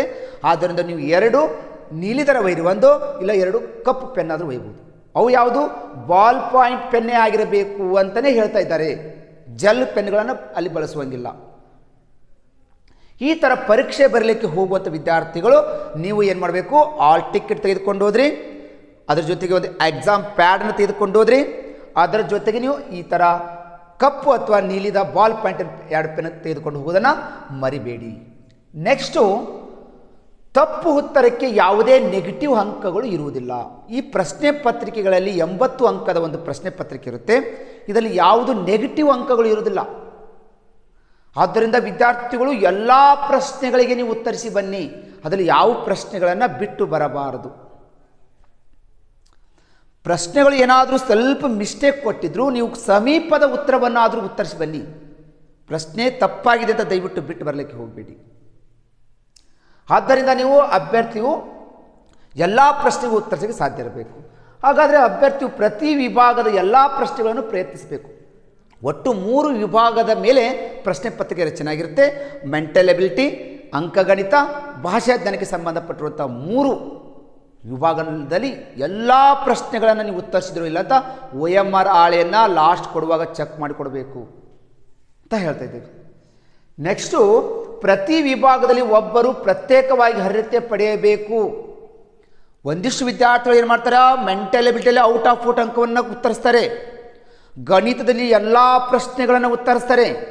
ಟೈಮ್ ಔಟ್ ಅಂತ ಆಯಿತು ಅಂತ ತಿಳ್ಕೊಂಡು ಕನ್ನಡದಲ್ಲಿ ಯಾವುದು ಪ್ರಶ್ನೆಗಳನ್ನು ಉತ್ತರಿಸಲಿಲ್ಲ ಅಂದರೆ ನೀವು ನವೋದಯ ಶಾಲೆಗೆ ಆಯ್ಕೆ ಆಗುವುದಿಲ್ಲ. ಇದನ್ನು ಫಸ್ಟ್ ತಿಳ್ಕೋಬೇಕು. ಹಾಗಾದರೆ 3 ವಿಭಾಗದಲ್ಲಿರುವಂಥ ಪ್ರಶ್ನೆಗಳನ್ನು ಉತ್ತರಿಸಬೇಕು. 3 ವಿಭಾಗದಲ್ಲಿ ನೀವು ಹೆಚ್ಚು ಅಂಕವನ್ನು ಪಡ್ಕೊಂಡ್ರೆ ಮಾತ್ರ ಆಯ್ಕೆ ಆಗಲಿಕ್ಕೆ ಸಾಧ್ಯ ಇದೆ. ಆದ್ದರಿಂದ ವಿದ್ಯಾರ್ಥಿಗಳು ಅಲ್ಲಿ ಸಮಯವನ್ನು ವೇಸ್ಟ್ ಮಾಡಿಕೊಂಡು ಮೆಂಟಲ್ ಎಬಿಲಿಟಿಗೆ ಅವರು ಏನು ಮಾಡ್ತಾರೆ 70 ನಿಮಿಷ ತಗೋತಾರೆ. ಗಣಿತದಲ್ಲಿ ಏನು ಮಾಡ್ತಾರೆ ಹೆಚ್ಚು ಸಮಯ ತಗೊಂಡು ಔಟ್ ಆಫ್ ಔಟ್ ತಗೋತಾರೆ. ಗದ್ಯ ಭಾಗದಲ್ಲಿ ಇನ್ನು 2 ಕ್ವಶನ್ ಹಚ್ಚಿರ್ತಾರೆ, ಟೈಮ್ ಔಟ್ ಆಗಿಬಿಡುತ್ತೆ. ಆದ್ದರಿಂದ ವಿದ್ಯಾರ್ಥಿಗಳೇ, ನೀವು ನವೋದಯ ಶಾಲೆ ಆಯ್ಕೆ ಆಗಬೇಕಂದ್ರೆ 3 ವಿಭಾಗಗಳ ಮೇಲೆ ಕ್ವಾಲಿಫೈಡ್ ಆಗಿರಬೇಕಂತ. ಅಂದರೆ ಕ್ವಾಲಿಫೈಡ್ ಆಗಿರೋ ಅಂದರೆ ಸೆಲೆಕ್ಷನ್ ಆದಂಗಲ್ಲ, ಅತಿ ಹೆಚ್ಚು ಅಂಕವನ್ನು ಪಡೆದ್ರೆ ಮಾತ್ರ ಆಯ್ಕೆ ಆಗಲಿಕ್ಕೆ ಸಾಧ್ಯ ಇದೆ. ಕೆಲವು ವಿದ್ಯಾರ್ಥಿಗಳಿಗೆ ಆಲ್ ಟಿಕೆಟ್ದಲ್ಲಿ ಫೋಟೋ ಕ್ಲಾರಿಟಿ ಕ್ಲಿಯರ್ ಬರಲ್ಲ. ಅವಾಗ ಅಲ್ಲಿ ಆ ಸೂಪರ್ವೈಸರ್ ಏನಾದರೂ ನಿಮ್ಮ ಮೇಲೆ ಡೌಟ್ ಪಡ್ಬೋದು, ಈ ವಿದ್ಯಾರ್ಥಿ ಹೌದೋ ಅಲ್ಲ ಅಂತ ಹೇಳಲಿಕ್ಕೆ. ಆ ಥರ ಏನಾದರೂ ಫೋಟೋ ಕ್ಲಾರಿಟಿ ಇಲ್ಲ, ನೇಮ್ಗಳು ಮಿಸ್ಟೇಕ್ ಆಗಿತ್ತು ಅಂದರೆ ಏನು ಮಾಡಿರಿ, ವಿದ್ಯಾರ್ಥಿಗಳು ಒಂದು ಆಧಾರ್ ಕಾರ್ಡನ್ನು ಜೆರಾಕ್ಸ್ ತೆಗೆದುಕೊಂಡು ಹೋದರೆ ಇನ್ನೂ ನಿಮ್ಗೆ ಸಹಾಯವಾಗುತ್ತೆ ಎಕ್ಸಾಮ್ದಲ್ಲಿ. ಸರ್ ಇದು ನನ್ನದೇ ಇದೆ, ಬೇಕಾದ್ರಿಂದ ಆಧಾರ್ ಕಾರ್ಡನ್ನು ನೋಡಿ ಅಂತ ನೀವು ಸೂಪರ್ವೈಸರ್ ತೋರಿಸಿದರೆ ನೀವಲ್ಲಿ ಎಕ್ಸಾಮ್ ಬರಲಿಕ್ಕೆ ಅವಕಾಶ ಕೊಡೋಕ್ಕೆ ಚಾನ್ಸ್ ಇದೆ. ಆರ್ಟಿಕ್ದಲ್ಲಿ ಏನಾದರೂ ಸ್ವಲ್ಪ ತೊಂದರೆ ಆಗಿದ್ದರೆ, ಮಿಸ್ಟೇಕ್ ಆಗಿದ್ದರೆ, ಫೋಟೋಗಳು ಕ್ಲಾರಿಟಿ ಇಲ್ಲದೆ ಇತ್ತಂದರೆ ಅವಾಗ ಆ ಟಿಕೆಟ್ ಜೊತೆಗೆ ನಿಮ್ಮ ಆಧಾರ್ ಕಾರ್ಡನ್ನು ತೆಗೆದುಕೊಂಡು ಹೋದರೂ ಕೂಡ ನಮಗೆ ಎರಡೂಗಳನ್ನು ಏನು ಮಾಡ್ತಾರೆ, ಆ ಟಿಕೆಟ್ ಪ್ಲಸ್ ಆಧಾರ್ ಕಾರ್ಡನ್ನು ಟ್ಯಾಲಿ ಮಾಡಿಕೊಂಡು ನಿಮಗೆ ಎಕ್ಸಾಮಲ್ಲಿ ಬರಲಿಕ್ಕೆ ಅವಕಾಶ ಕೊಡಲಿಕ್ಕೆ ಸಾಧ್ಯ ಇದೆ. ದಯವಿಟ್ಟು ವಿದ್ಯಾರ್ಥಿಗಳು ನೀವು ಈ ಒಂದು ಎಕ್ಸಾಮ್ ಬರೀಬೇಕಾದ್ರೆ ಪ್ರತಿಯೊಂದು ಈ ಸೂಚನೆ ತಿಳಿದುಕೊಂಡು ಹೋದರೆ ಪರೀಕ್ಷೆಗಳಲ್ಲಿ ನಿಮಗೆ ಭಯವೇ ಬರುವುದಿಲ್ಲ. ಈಸಿಯಾಗಿ, ಸರಳವಾಗಿ, ಸರಾಗವಾಗಿ ನೀವು ಆ ಎಕ್ಸಾಮನ್ನು ಎದುರಿಸಲಿಕ್ಕೆ ಸಾಧ್ಯ ಆಗ್ತಾಯಿದೆ ಅಂತ ಹೇಳುತ್ತಾ, ನೆಕ್ಸ್ಟು ಏನು ಮಾಡಬೇಕಂದ್ರೆ ಈ ನವೋದಯ ಪ್ರಶ್ನೆ ಪತ್ರಿಕೆ ಮಾದರಿ ಯಾವ ಥರ ಇರ್ತಾ ಇದೆ. ಈ ಪ್ರಶ್ನೆ ಪತ್ರಿಕೆಯಲ್ಲಿ ಒಟ್ಟು 3 ವಿಭಾಗಗಳ ಮೇಲೆ ಪ್ರಶ್ನೆ ಪತ್ರಿಕೆ ರಚನೆ ಆಗಿರುತ್ತೆ. ಮೊದಲನೇದಾಗಿ ಮಾನಸಿಕ ಸಾಮರ್ಥ್ಯ ಪರೀಕ್ಷೆ ಅಂತ ಇರುತ್ತೆ, ಅದು 40 ಚಿತ್ರಗಳನ್ನು ಒಳಗೊಂಡಿರುತ್ತೆ. ಎರಡನೇದು ಅಂಕಗಣಿತ ಅಂತ ಗಣಿತಕ್ಕೆ ಸಂಬಂಧಪಟ್ಟಿರುತ್ತೆ, ಅದು 20 ಪ್ರಶ್ನೆಗಳನ್ನು ಒಳಗೊಂಡಿರುತ್ತೆ. ಮೂರನೇದು ಭಾಷಾಜ್ಞಾನ ಅಂತ ಬರುತ್ತೆ, ಅಲ್ಲಿ 4 ಗದ್ಯ ಭಾಗ ಕೊಟ್ಟಿರ್ತಾರೆ, ಪ್ರತಿ ಗದ್ಯ ಭಾಗಕ್ಕೆ 5 ಪ್ರಶ್ನೆಗಳನ್ನು ಕೊಟ್ಟಿರ್ತಾರೆ, ಒಟ್ಟು 20 ಪ್ರಶ್ನೆಗಳಾಗಿರ್ತವೆ. ಒಟ್ಟು ಪ್ರಶ್ನೆಗಳು ಎಷ್ಟಾಗ್ತಾಯಿದೆ ಅಂದರೆ 80 ಪ್ರಶ್ನೆಗಳಾಗ್ತವೆ. ಒಟ್ಟು ಅಂಕಗಳು 100 ಅಂಕಗಳಿರ್ತವೆ. ಒಂದು ಪ್ರಶ್ನೆಗೆ ನೀವು ಸರಿ ಉತ್ತರಿಸಿದರೆ 1.25 ಅಂಕ ನಿಮಗೆ ಸಿಗುತ್ತೆ. ಆದ್ದರಿಂದ ವಿದ್ಯಾರ್ಥಿಗಳು ಎಲ್ಲ ಪ್ರಶ್ನೆಗಳಿಗೆ ಉತ್ತರಿಸಿರಿ ಅಂತ ಹೇಳ್ತಾ ಇದ್ದೇವೆ. ಯಾವುದೂ ಪ್ರಶ್ನೆಗಳನ್ನು ಬಿಟ್ಟು ಬರಲಿಕ್ಕೆ ಹೋಗಬಾರ್ದು. ಪ್ರತಿ ಪ್ರಶ್ನೆಗೆ ನಿಮಗೆ 1.25 ಅಂಕ ಸಿಗುತ್ತೆ. ಇದಕ್ಕೆ ಯಾವುದೇ ಋಣಾತ್ಮಕ ಅಂಕಗಳು, ನೆಗೆಟಿವ್ ಅಂಕಗಳು ಇರುವುದಿಲ್ಲ. ಆದ್ದರಿಂದ ವಿದ್ಯಾರ್ಥಿಗಳು ನೀವು ಈ ಪ್ರತಿ ಒಂದು ಪ್ರಶ್ನೆಗಳನ್ನು ಉತ್ತರಿಸಿ ನೀವು OMR ಅನ್ನು ಕೊಡಬೇಕಾದವ್ರು ನೋಡಿ ಕೊಡ್ರಿ ಅಂತ ಹೇಳ್ತಾ ಇದ್ದೇವೆ. ಈ ಥರ ನಿಮಗೆ ಈ ಪ್ರಶ್ನೆ ಪತ್ರಿಕೆ ನಿಮ್ಗೆ 4 ಸೀರೀಸ್ಗಳ ಮೇಲೆ ಬಂದಿರುತ್ತೆ. ABCD ಅಂತ 4 ಸೀರೀಸು ಒಂದು ರಾಜ್ಯಕ್ಕೆ ಬಂದರೆ ಇನ್ನೊಂದು ರಾಜ್ಯಕ್ಕೆ ಅದು EFGH ಅಂತ ಬರ್ಬೋದು. ಹಂಗೆ ಒಂದೊಂದು ರಾಜ್ಯಕ್ಕೆ 4 ವರ್ಷಗಳಲ್ಲಿ ಕ್ವಶನ್ ಪೇಪರ್ ಬಂದಿರುತ್ತೆ. ಒಟ್ಟಾರೆಯಾಗಿ 22 ಭಾಷೆಗಳಲ್ಲಿ ಈ ನವೋದಯ ಪ್ರವೇಶ ಪರೀಕ್ಷೆಗಳು ನಡೀತಾ ಇದ್ದಾವೆ. ಆದ್ದರಿಂದ ನೀವು ಅರ್ಜಿಯನ್ನು ಸಲ್ಲಿಸಬೇಕಾದಾಗ ಪರೀಕ್ಷಾ ಮಾಧ್ಯಮ ಯಾವುದು ಕೇಳಿರುತ್ತೋ ಅದೇ ಭಾಷೆಯಲ್ಲಿ ಪ್ರಶ್ನೆ ಪತ್ರಿಕೆ ಬಂದಿರ್ತವೆ. ದಯವಿಟ್ಟು ವಿದ್ಯಾರ್ಥಿಗಳು ಭಯಗೊಳ್ಳಕ್ಕೆ ಹೋಗಬೇಡಿ. ನೀವು ಇಷ್ಟವಾಗಿರುತ್ತ ಭಾಷೆದೇ ಆ ಪ್ರಶ್ನೆ ಪತ್ರಿಕೆ ಬಂದಿದೆ ಅಂದರೆ ನೀವು ಸರಿಯಾಗಿ ಉತ್ತರಿಸನ್ನು ಮರೀಲಿಕ್ಕೆ ಹೋಗಬೇಡಿ. ದಯವಿಟ್ಟು 4 ವರ್ಷದಲ್ಲಿರುವಂಥ ಪ್ರಶ್ನೆ ಪತ್ರಿಕೆಗಳು ಇರೋದರಿಂದ ಈ ಥರ ಅಲ್ಲಿ ನಿಮಗೆ ಒಟ್ಟು ಒಂದು ರಾಜ್ಯಕ್ಕೆ ಈ ಥರ 4 ವರ್ಷದ ಪ್ರಶ್ನೆ ಪತ್ರಿಕೆ ಬಂದಿರ್ತವೆ. ಪ್ರಶ್ನೆಗಳು ಅವೇ ಇರ್ಬೋದು, ಆದರೆ ನಿಮಗೆ ಆ ಒಂದು ಪ್ರಶ್ನೆ ಪತ್ರಿಕೆಯಲ್ಲಿ ಅಕ್ಕಪಕ್ಕ ಹಿಂದ ಮುಂದೆ ಬಂದಿರುವಂಥ ವಿದ್ಯಾರ್ಥಿಗಳಿಗೆ ವರ್ಷನ್ಗಳು ಚೇಂಜ್ ಆಗೋದ್ರಿಂದ ಅಲ್ಲಿ ಒಳಗಡೆ ಇರುವಂಥ ಕ್ವಶನ್ಗಳು ಕೂಡ ಜಿಗ್ಜಾಗ್ ಆಗಿರ್ತವೆ. ದಯವಿಟ್ಟು ಅಕ್ಕಪಕ್ಕದಲ್ಲಿರುವಂಥ ವಿದ್ಯಾರ್ಥಿಗಳನ್ನು ನೋಡಿಕೊಂಡು ಎಕ್ಸಾಮ್ ಬರಲಿಕ್ಕೆ ಹೋಗಬೇಡಿ. ನಿಮ್ಮ ಮೇಲೆ ನಿಮಗೆ ಕಾನ್ಫಿಡೆನ್ಸ್ ಇದೆ, ಯಾಕಂದರೆ ವರ್ಷ ಪೂರ ನೀವೆಲ್ಲ ಈ ಪರೀಕ್ಷೆಗೆ ಪ್ರಿಪ್ರೇಷನ್ ಆಗಿದ್ದೀರಿ. ಆದ್ದರಿಂದ ವಿದ್ಯಾರ್ಥಿಗಳು ಈ ಒಂದು ಪ್ರತಿಯೊಂದು ಅಂಶಗಳನ್ನು ತಪ್ಪದೇ ತಿಳಿದುಕೊಂಡು ನೀವು ಎಕ್ಸಾಮ್ಗಳಿಗೆ ಹೋಗಿದ್ದೆ ಆದರೆ ಅತಿ ಹೆಚ್ಚು ಅಂಕವನ್ನು ಪಡಲಿಕ್ಕೆ ಸಾಧ್ಯ ಇದೆ. ನೆಕ್ಸ್ಟು ನಿಮಗೆ ಆ ಎಕ್ಸಾಮಲ್ಲಿ OMR ಶೀಟ್ ಕೊಡ್ತಾರೆ. ಆ OMR ಶೀಟ್ ಕೊಟ್ಟಾಗ ಇಲ್ಲಿ ವೆರಿ ಇಂಪಾರ್ಟೆಂಟ್ ಏನಪ್ಪ ಅಂತಂದರೆ, ವಿದ್ಯಾರ್ಥಿಗಳು ನಾವು ನಿಮಗೆ ಹೇಳ್ತಾ ಇರೋದು ಈ ತಪ್ಪನ್ನು ಮಾಡಬೇಡಿ. ಯಾವ ತಪ್ಪು ಮಾಡಬಾರ್ದು ಅಂದರೆ, ಈ OMR ನಿಮ್ಗೆ ಅಲ್ಲಿ ವ್ಯಾಲ್ಯೂಯೇಷನ್ ಆಗ್ತಾ ಇದೆ ಕಂಪ್ಯೂಟರೈಸ್ಡ್. ಆದ್ದರಿಂದ ವಿದ್ಯಾರ್ಥಿಗಳು ಏನು ಮಾಡಬೇಕಂದ್ರೆ ಈ OMR ಹಾಳೆಗಳನ್ನು ಸರಿಯಾಗಿ ತುಂಬುವುದನ್ನು ರೂಢಿ ಮಾಡಿಕೊಡ್ರಿ ಅಂತ ಹೇಳ್ತಾ ಇದ್ದೀವಿ. ಪ್ರತಿ ವಿದ್ಯಾರ್ಥಿಗಳಿಗೆ ನಿಮ್ಗೆ ಈ ಥರ ಆಲ್ ಟಿಕೆಟ್ ಬಂದಿದೆ. ಈ ಆಲ್ ಟಿಕೆಟ್ದಲ್ಲಿ ರೂಲ್ ನಂಬರ್ ಅಂತ ಕೊಟ್ಟಿದ್ದಾರೆ. ಆ ರೂಲ್ ನಂಬರನ್ನು ತುಂಬುವುದನ್ನು ಮಕ್ಕಳು ಮರಿಲಿಕ್ಕೆ ಹೋಗಬಾರ್ದು. ಯಾವ ರೀತಿಯ ಆ ರೂಲ್ ನಂಬರನ್ನು ತುಂಬಬೇಕಂತ ಹೇಳ್ತಾ ಇದ್ದೀನಿ. ನಿಮಗೆ ಇಲ್ಲಿ 1 2 3 4 5 6 7 ಬಾಕ್ಸಲ್ಲಿ ಕೊಟ್ಟಿದ್ದಾರೆ. ನಿಮಗೆ ರೂಲ್ ನಂಬರ್ಗಳು 7 ರೂಲ್ ನಂಬರನ್ನು ಬಂದಿರ್ತವೆ. ಎಕ್ಸಾಂಪಲ್ ನಂಬರ್ ಇಲ್ಲಿ 1 ಅಂತ ಇದೆ, ನೆಕ್ಸ್ಟ್ 7 ಅಂತ ಇದೆ, ನೆಕ್ಸ್ಟು 5, ನೆಕ್ಸ್ಟ್ 2, 3, 8, 3 ಅಂತ ಈ ಥರ ನಿಮ್ಮ ರೂಲ್ ನಂಬರ್ ಇದೆ. ಅಂದರೆ ವಿದ್ಯಾರ್ಥಿಗಳು ಏನು ಮಾಡಬೇಕಂದ್ರೆ ಇಲ್ಲಿ ನಿಮ್ಮ ರೂಲ್ ನಂಬರ್ 1 ಅನ್ನೋದ್ರಲ್ಲಿ ಕೊಟ್ಟಿದ್ದಾರೆ, 1ಕ್ಕನ್ನು ಕರೆಕ್ಟಾಗಿ ಕಲರ್ನ ಶೇಡ್ ಮಾಡಿ, ಪೂರ್ಣ ಪ್ರಮಾಣದ ಕಲರ್ ಶೇಡ್ ಮಾಡೋದು ದಯವಿಟ್ಟು ಮರಿಬೇಡಿ. ನೆಕ್ಸ್ಟ್ 7 ಇದೆಲ್ಲ ಸೀದಾ ಬರಬೇಕು. 7 ಅಂತ ಇಲ್ಲಿದೆಲ್ಲ ಈ 7ಕ್ಕೆ ಕಲರನ್ನು ಶೇಡ್ ಮಾಡಬೇಕು. ನೆಕ್ಸ್ಟ್ 5 ಇದೆ ಅಂದರೆ ಇಲ್ಲಿ ಬರಬೇಕು, ಇಲ್ಲಿ 5ಕ್ಕೆ ಕಲರನ್ನು ಶೇಡ್ ಮಾಡಬೇಕು. ನೆಕ್ಸ್ಟ್ 2 ಇದೆ, ಈ 2ಕ್ಕೆ ಕಲರನ್ನು ಶೇಡ್ ಮಾಡಿ. ನೆಕ್ಸ್ಟ್ 3 ಇದೆಯಲ್ಲ, ಈ 3 ಅನ್ನುವಂಥ ನಂಬರ್ಗೆ ಶೇರ್ ಮಾಡಿ. ನೆಕ್ಸ್ಟ್ 8 ಇದೆಯಲ್ಲ, ಈ ಲಾಸ್ಟ್ ನಂಬರ್ಲಿ 8ಕ್ಕೆ ಕಲರ್ ಶೇಡ್ ಮಾಡಿ. ನೆಕ್ಸ್ಟ್ 3 ಬರ್ತಾ ಇದೆಯಲ್ಲ, ಈ 3ಗೆ ಕಲರ್ನ ಶೇಡ್ ಮಾಡೋಕ್ಕೂ ನೀಟಾಗಿ ಪೂರ್ಣ ಪ್ರಮಾಣದಲ್ಲಿ. ದಯವಿಟ್ಟು ವಿದ್ಯಾರ್ಥಿಗಳು ಇದನ್ನು ತಪ್ಪು ಮಾಡಬೇಡಿ. ಈ ರೂಲ್ ನಂಬರನ್ನು ನೀವು ತಪ್ಪು ಆದರೆ ನಿಮ್ಮ ಪೇಪರ್ ವ್ಯಾಲ್ಯೂಯೇಷನ್ ರಾಂಗ್ ಆಗುತ್ತೆ, ನಿಮ್ಮ ರಿಸಲ್ಟ್ ಬರಲಿಕ್ಕೆ ಸಾಧ್ಯ ಇಲ್ಲ. ಆದ್ದರಿಂದ ವಿದ್ಯಾರ್ಥಿಗಳೇ, ನಿಮಗೆ ಬಿಫೋರ್ದಲ್ಲಿ ನಿಮಗೆ 5 ನಿಮಿಷ ನೀವು ಈ ಒಂದು OMR ತುಂಬಲಿಕ್ಕೆ ಕೊಟ್ಟಿರ್ತಾರಲ್ಲ, ಈ OMRನ್ನು ಪರ್ಫೆಕ್ಟಾಗಿ ರೂಲ್ ನಂಬರನ್ನು ತುಂಬ್ರಿ. ನಿಮಗೆ ಗೊತ್ತಾಗಲಿಲ್ಲಪ್ಪ ಅಂದರೆ ನಿಮ್ಮ ಸೂಪ್ರಿವೈಸರ್ಗಳ ಹೆಲ್ಪನ್ನು ತೊಗೊಳ್ಳಿ, ಸಹಾಯವನ್ನು. ಪ್ರತಿ ಒಂದು ರೂಮ್ಗೆ ಒಬ್ಬರು ಸೂಪ್ರವೈಸರ್ ಇರ್ತಾರೆ. ಆ ಸೂಪ್ರವೈಸರ್ ನಿಮ್ಗೆ ಸಹಾಯವನ್ನು ಮಾಡ್ತಾರೆ. ಅವರ ನಿಮಗೆ ಗೊತ್ತಾಗಲಿಲ್ಲ ಅಂದರೆ ಆ ಸೂಪ್ರವೈಸರನ್ನು ಕೇಳ್ರಿ, ಅವರು ನೀಟಾಗಿ ನಿಮಗೆ ತಿಳಿಸ್ಕೊಡ್ತಾರೆ ಅಥವಾ ಅವರೇ ತುಂಬಿಕೊಡ್ತಾರೆ. ಈ ಕೆಲಸವನ್ನು ಮಾತ್ರ ನೀವು ಸ್ಟೂಡೆಂಟ್ಗೂ ಮಾಡಿ. ಟೆಸ್ಟ್ ಬುಕ್ಲೆಟ್ ನಂಬರನ್ನು ದಯವಿಟ್ಟು ನಿಮಗೆ ಗೊತ್ತಾಗಲಿಲ್ಲ ಅಂದರೆ ಅಲ್ಲಿ ಸೂಪ್ರವೈಸರ್ ಅದನ್ನು ಹೆಲ್ಪ್ ಮಾಡ್ತಾರೆ, ನೀವು ಅದನ್ನು ತುಂಬಲಿಕ್ಕೆ ಹೋಗಬೇಡಿ, ಆ ಸೂಪ್ರವೈಸರ್ ತುಂಬ್ತಾರೆ. ನೆಕ್ಸ್ಟು ಕೆಲಸ ಕೊಡ್ತಾ ಇದ್ದಾನೆ, name of the candidate in capital letters. Already all ಟಿಕೆಟ್ದಲ್ಲಿ ನಿಮ್ಮ ಹೆಸರನ್ನು ಕೊಟ್ಬಿಟ್ಟಿದ್ದಾರೆ. ಆ ಹೆಸರನ್ನು ನೀವು ಕ್ಯಾಪಿಟಲ್ ಲೆಟರ್ದಲ್ಲಿ ಬರೀರಿ ಅಂತ ಹೇಳ್ತಾ ಇದ್ದಾರೆ. ಎಕ್ಸಾಂಪಲ್ಲು, ಈ ಒಂದು ರೂಲ್ ನಂಬರ್ ಬಂದಿರುವಂಥ ಹುಡುಗ ಆಟಿಕ್ದಲ್ಲಿ ಅವನ ಹೆಸರು ಪ್ರೀತಮ್ ಅಂತ ಇರ್ತಾ, ಆ ಪ್ರೀತಮ್ ಅನ್ನೋ ಅಕ್ಷರ ಈ ಥರ ನೀವು ಕ್ಯಾಪಿಟಲ್ ಬರೀಬೇಕು. PREETAM ಅಂತ ನೀವು ಬರೀಬೇಕು. Next father's name in capital letter ಅಂತ ಕೊಟ್ಟಿದ್ದಾರೆ. ನಿಮ್ಮ ಆರ್ಟಿಕಲ್ದಲ್ಲಿ ಆಲ್ರೆಡಿ ಇಂಗ್ಲೀಷಲ್ಲಿ ಕೊಟ್ಟುಬಿಟ್ಟಿದ್ದಾರೆ. ಆ ಆರ್ಟಿಕಲ್ದಲ್ಲಿರುವಂಥ ನಿಮಗೆ ಫಾದರ್ಸ್ ನೇಮ್ಸ್ ಮಲ್ಲನಗೌಡ ಅಂತ ಇದೆ ಅಂದರೆ ಈ ಥರ ಕ್ಯಾಪಿಟಲ್ದಲ್ಲಿ ಏನು ಮಾಡಬೇಕು, ಆ ಮಲ್ಲನಗೌಡ ಅಂತ ನಿಮ್ಮ ಫಾದರ್ ನೇಮ್ಗಳನ್ನು ನೀವು ಬರಿಬೇಕು. ವಿದ್ಯಾರ್ಥಿಗಳೇ, ದಯವಿಟ್ಟು ನೀವು ಈ ತಪ್ಪನ್ನು ಮಾಡಲಿಕ್ಕೆ ಹೋಗಬೇಡಿ. ಫಸ್ಟು ರೂಲ್ ನಂಬರನ್ನು ಸರಿಯಾಗಿ ತುಂಬಿಕೊಳ್ಳಿ. ನೆಕ್ಸ್ಟು ನಿಮ್ಮ ನೇಮನ್ನು ಕ್ಯಾಪಿಟಲಲ್ಲಿ ಬರೀರಿ, ನಿಮ್ಮ ಫಾದರ್ ನೇಮನ್ನು ಕ್ಯಾಪಿಟಲ್ ಬರೀಬೇಕು. ನೆಕ್ಸ್ಟ್ ಇಲ್ಲಿ ಕೊಡ್ತಾ ಇದ್ದಾರೆ ಸ್ಟೇಟು, ಡಿಸ್ಟಿಕ್ಕು, ಬ್ಲಾಕು, ಈ ಥರ ಸೆಂಟ್ರ್ ಕೋಡ್ಗಳನ್ನ ನಿಮ್ಗೆ ತುಂಬಲಿಕ್ಕೆ ಗೊತ್ತಾಗುವುದಿಲ್ಲ. ಅದಕ್ಕೆ ಅದನ್ನ ಎಲ್ಲ ಕೆಲಸವನ್ನು ನಿಮ್ಮ ಬ್ಲಾಕ್ದಲ್ಲಿರುವಂಥ ಸೂಪ್ರಿವೈಸರ್ಗಳು ಯಾಕೆ ಕೆಲಸ ಮಾಡ್ತಾರೆ. ದಯವಿಟ್ಟು ನೀವು ತುಂಬಲಿಕ್ಕೆ ಹೋಗಬೇಡಿ. ನಿಮ್ಗೆ ಗೊತ್ತಾಗಲಿಲ್ಲ ಅಂದರೆ ಆ ಸೂಪ್ರಿವೈಸರ್ ಬಂದು ನಿಮಗೆ 2 ಗಂಟೆ ಅವಕಾಶ ಇರ್ತಲ್ಲ, ಅದರಲ್ಲಿ ಬಂದು ತುಂಬಲು ಕೆಲಸ ಮಾಡ್ತಾರೆ. ನೀವು ಮಾತ್ರ ಈ ರೂಲ್ ನಂಬರನ್ನು ಸರಿಯಾಗಿ ತುಂಬಿಕೊಳ್ಳಿ. ನೆಕ್ಸ್ಟ್ ನಿಮ್ಮ ಹೆಸರು, ನಿಮ್ಮ ತಂದೆಯ ಹೆಸರನ್ನು ನೀವು ಪರ್ಫೆಕ್ಟಾಗಿ ತುಂಬಿದರೆ ಸಾಕು. ಇನ್ನೂ ಅವಕಾಶ ಇದೆ, ನೀವು OMRದಲ್ಲಿ ಈ ಥರ ತುಂಬುವುದನ್ನು ನೀವು ಪ್ರಾಕ್ಟೀಸ್ ಮಾಡಿರಿ. ಕಷ್ಟಪಟ್ಟು ಎಕ್ಸಾಮ್ ಪ್ರಿಪೇರನ್ನು ಆಗಿದ್ದೀವಿ, ಆದರೆ ವಿದ್ಯಾರ್ಥಿಗಳು ಈ ತಪ್ಪನ್ನು ಮಾಡಿ ಈ ನವೋದಯ ಶಾಲೆಗಳಿಂದ ಹೊರಗುಳಿತಾ ಇದ್ದಾರೆ. ದಯವಿಟ್ಟು ವಿದ್ಯಾರ್ಥಿಗಳೇ, ರೂಲ್ ನಂಬರನ್ನು ಸರಿಯಾಗಿ ತುಂಬ್ರಿ. ನಿಮ್ಮ ಹೆಸರು, ನಿಮ್ಮ ತಂದೆ ಹೆಸರನ್ನು ನೀಟಾಗಿ ಕ್ಯಾಪಿಟಲ್ದಲ್ಲಿ ಬರ್ಕೊಂಡ್ರೆ ನಾವು ಈಸಿಯಾಗಿ ಮುಂದುಗಡೆ ನಮ್ಮ ಬರುತ್ತೆ. ನೆಕ್ಸ್ಟ್ ಪ್ರಶ್ನೆ ಪತ್ರಿಕೆಯನ್ನು ಯಾವ ರೀತಿ ಉತ್ತರಿಸಬೇಕು ಅನ್ನೋದು ನಿಮ್ಗೆ ಸಿಗಲಿಕ್ಕೆ ಸಾಧ್ಯ ಆಗ್ತಾ ಹೋಗುತ್ತೆ. ನೆಕ್ಸ್ಟು ಏನು ಮಾಡಬೇಕಪ್ಪ ಅಂತಂದರೆ, ನಿಮಗೆ ಆ ಒಂದು ರೂಲ್ ನಂಬರ್ ತುಂಬಿದೇವಿ, ನಮ್ಮ ನೇಮ್ ಬರ್ದೇವಿ, ನಮ್ಮ ಫಾದರ್ ನೇಮ್ ಬರೆದ ತಕ್ಷಣವೇ ನಿಮಗೆ ನೆಕ್ಸ್ಟ್ ಬರ್ತಾ ಇದೆ ಅಲ್ಲಿ ನಿಮ್ಮ OMR ಹಾಳೆಗಳಲ್ಲಿ ನೀವು ನಿಮ್ಮ ಪ್ರಶ್ನೆ ಪತ್ರಿಕೆಯ ಉತ್ತರವನ್ನು ತುಂಬಬೇಕು ಅಂತ ಸ್ಟಾರ್ಟ್ ಆಗುತ್ತೆ. ಫಸ್ಟ್ಗೆ ಮೊದಲು ಬರ್ತಾ ಇರೋದು ಮೆಂಟಲ್ ಎಬಿಲಿಟಿ, ನೆಕ್ಸ್ಟ್ ಬರ್ತಾ ಇದೆ ಅಂಕಗಣಿತ, ಲಾಸ್ಟಿಗೆ ಬರ್ತಾ ಇದೆ ಭಾಷಾಜ್ಞಾನ. ನಿಮಗೆ ಪ್ರತಿ ವಿದ್ಯಾರ್ಥಿಗಳಿಗೆ OMR ಶೀಟನ್ನು ಹೆಂಗೆ ತುಂಬಬೇಕು ಅನ್ನೋದು ಕೂಡ ಇಂಪಾರ್ಟೆಂಟ್ ಆಗಿದೆ. ನಿಮಗೆ ನೀವು ಉತ್ತರಿಸುವಂಥ ಉತ್ತರಕ್ಕೆ ಅಂಕಗಳು ಸಿಗಬೇಕಾಗಿತ್ತು ಅಂದರೆ ವಿದ್ಯಾರ್ಥಿಗಳು ಯಾವ ರೀತಿ OMR ತುಂಬಬೇಕು ಅನ್ನೋದನ್ನು ನಾನು ನಿಮಗೆ ಇಲ್ಲಿ ತಿಳಿಸ್ಕೊಡ್ತಾ ಇದ್ದೇವೆ. ಇಲ್ಲಿ ಕೊಡ್ತೇನೆ ನಾನು ಕರೆಕ್ಟ್ ಮೆಥಡ್ ಅಂದರೆ ಈ ಥರ ತುಂಬಬೇಕು ಅಂತೇಳಿ. ಅಂದರೆ ನಿಮಗೆ ಯಾವ್ದು ಸರಿ ಆಗ್ತಾ ಇದೆ ಉತ್ತರ ಅದು ಪೂರ ಈ ಥರ ಬಾಲ್ ಪಾಯಿಂಟ್ ಪೆನ್ದಲ್ಲಿ ಕಲರನ್ನು ಮಾಡಿರಿ ಅಂತ ಹೇಳ್ತಾ ಇದ್ದೀವಿ. ಪೂರ್ಣ ಪ್ರಮಾಣದಲ್ಲಿ ಮಾಡಬೇಕು, ಅರ್ಧ ಮಾಡಬಾರ್ದು, ಅದಕ್ಕಿಂತ ಹೊರಗಡೆ ಬರಬಾರ್ದು.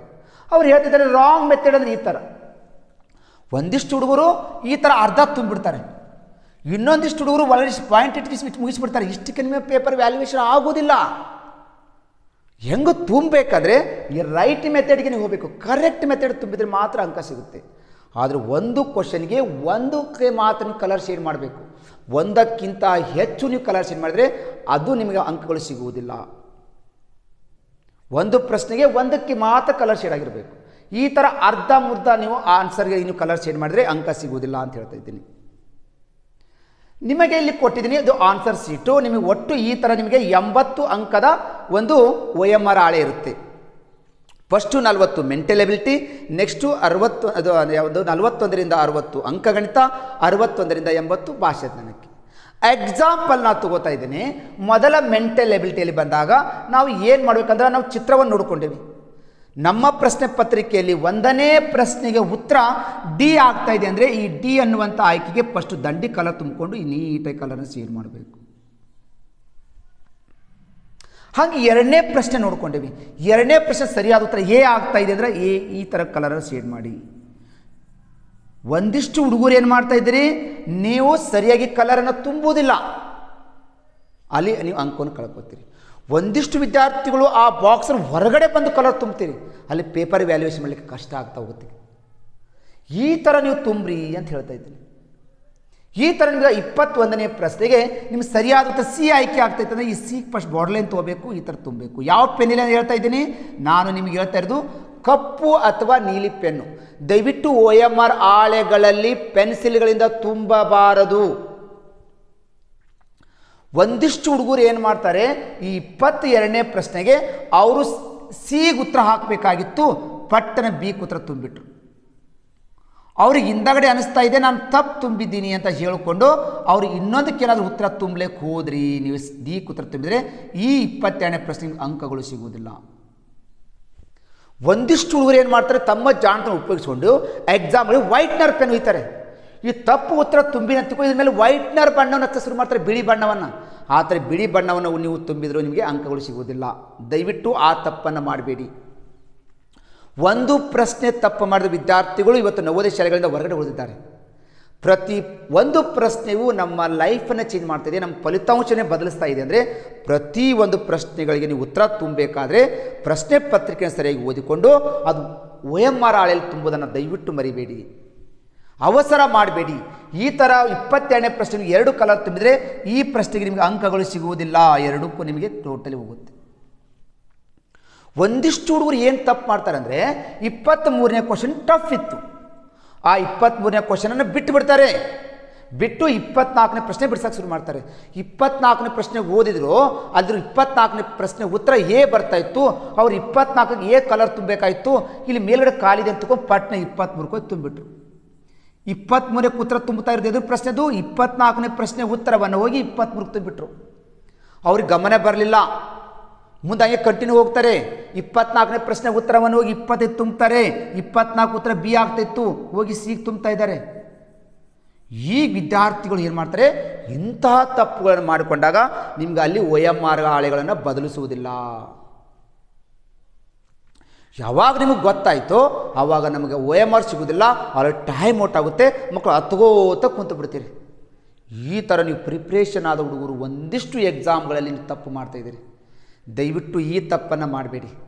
ಕಷ್ಟಪಟ್ಟು ಇಷ್ಟದಿಂದನೇ ವರ್ಷದಲ್ಲಿ ನಾವು ಪೂರ್ಣ ಪ್ರಮಾಣದ ಪರೀಕ್ಷೆಗೆ ತಯಾರಿ ಮಾಡಿಕೊಂಡು ಪರೀಕ್ಷೆಯನ್ನು 2 ಗಂಟೆಗಳಲ್ಲಿ ನಾವು ಒಂದು ನಮ್ಮ ಒಂದು ಚಾಣಕ್ಯವನ್ನು ಅವರು ಚೆಕ್ ಮಾಡ್ತಿದ್ದಾರೆ ಅಂದರೆ 2 ತಾಸು ನೀವು ಅಲರ್ಟ್ ಆಗಿ ನೀವೇನು ಮಾಡಬೇಕಂದ್ರೆ ಎಕ್ಸಾಮನ್ನು ಬರೆಯೋದನ್ನು ರೂಢಿ ಮಾಡಿಕೊಳ್ಳಿ.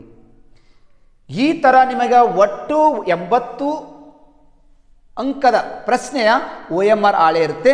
ಈ ಥರ ಸರಿಯಾಗಿ ಈ ವಿಧಾನದ ಮುಖಾಂತರ ತುಂಬುವುದನ್ನು ನೀವು ಪ್ರಾಕ್ಟೀಸ್ ಮಾಡಿರಿ ಅಂತ ಹೇಳ್ತಿದ್ದೀನಿ.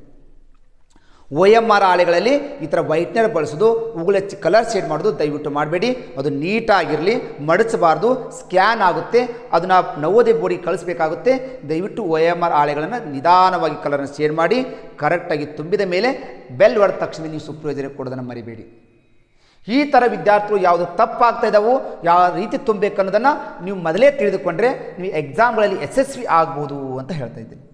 ಹಾಗಾದರೆ ನೆಕ್ಸ್ಟ್ ಹೇಳ್ತಾ ಇದ್ದೀನಿ, ಸರಿ ಈ ಎಕ್ಸಾಮ್ಗಳನ್ನು ನಾವು ಬರೀಬೇಕಾದ್ರೆ ಟೈಮನ್ನು ಹೆಂಗೆ ಮ್ಯಾನೇಜ್ಮೆಂಟ್ ಮಾಡಬೇಕು? ನಾವು 2 ಗಂಟೆಗಳ ಒಳಗನೆ ಆ 80 ಪ್ರಶ್ನೆ ಉತ್ತರಿಸ್ಬೇಕಂದ್ರೆ ಯಾವ ಮಾದರಿಗಳನ್ನು, ಯಾವ ವಿಭಾಗವನ್ನು ಎಷ್ಟು ಸಮಯ ತೆಗೆದುಕೊಂಡ್ರೆ ನಾವು ಈಸಿಯಾಗಿ 2 ಗಂಟೆಯಲ್ಲಿ ಒಂದು ಆ ಪ್ರಶ್ನೆ ಪತ್ರಿಕೆ ಮುಗಿಸ್ಬೋದು ಅನ್ನೋದನ್ನು ನಿಮ್ಗೆ ಹೇಳ್ತಾ ಇದ್ದೀನಿ. ಇಲ್ಲಿ ಟೈಮ್ ಮ್ಯಾನೇಜ್ಮೆಂಟ್ ಕೂಡ ವೆರಿ ಇಂಪಾರ್ಟೆಂಟು. ನಿಮಗೆ ಕೊಡೋದೇ ಅವರು 2 ಗಂಟೆ, 120 ನಿಮಿಷ ಕೊಟ್ಟಿದ್ದಾರೆ. 120 ನಿಮಿಷದಲ್ಲಿ ನೀವು ಎಲ್ಲ ಪ್ರಶ್ನೆಗೆ ಉತ್ತರಿಸಬೇಕು ಅಂತ ರೂಲ್ಸ್ ಇದೆ. 11:30ಕ್ಕೆ ಸ್ಟಾರ್ಟ್ ಆಗುತ್ತೆ, 1:30ಕ್ಕೆ ಅವರು ವಾಪಸ್ಸ ನಿಮ್ಮ OMR ಹಾಳೆಗಳನ್ನು ಇಸ್ಕೊಂಡ್ಬಿಡ್ತಾರೆ. ಹಾಗಾದರೆ ಸರ್ ನಾವು ಟೈಮ್ ಮ್ಯಾನೇಜ್ಮೆಂಟನ್ನು ಹೆಂಗೆ ಮಾಡಬೇಕು ಅಂತಂದರೆ, ವಿಭಾಗ 1 ನಿಮಗೆ ಮಾನಸಿಕ ಸಾಮರ್ಥ್ಯ ಅಂತ ಬರುತ್ತೆ. ಅಲ್ಲಿ 40 ಪ್ರಶ್ನೆಗಳು ಕೊಟ್ಟಿರ್ತಾರೆ. ಆ 40 ಪ್ರಶ್ನೆಗಳನ್ನು 30 ನಿಮಿಷಗಳಲ್ಲಿ ಮುಗಿಸ್ಬೇಕು. 30ಕ್ಕಿಂತ ಹೆಚ್ಚು ಸಮಯವನ್ನು ತೆಗೆದುಕೊಳ್ಬಾರ್ದು.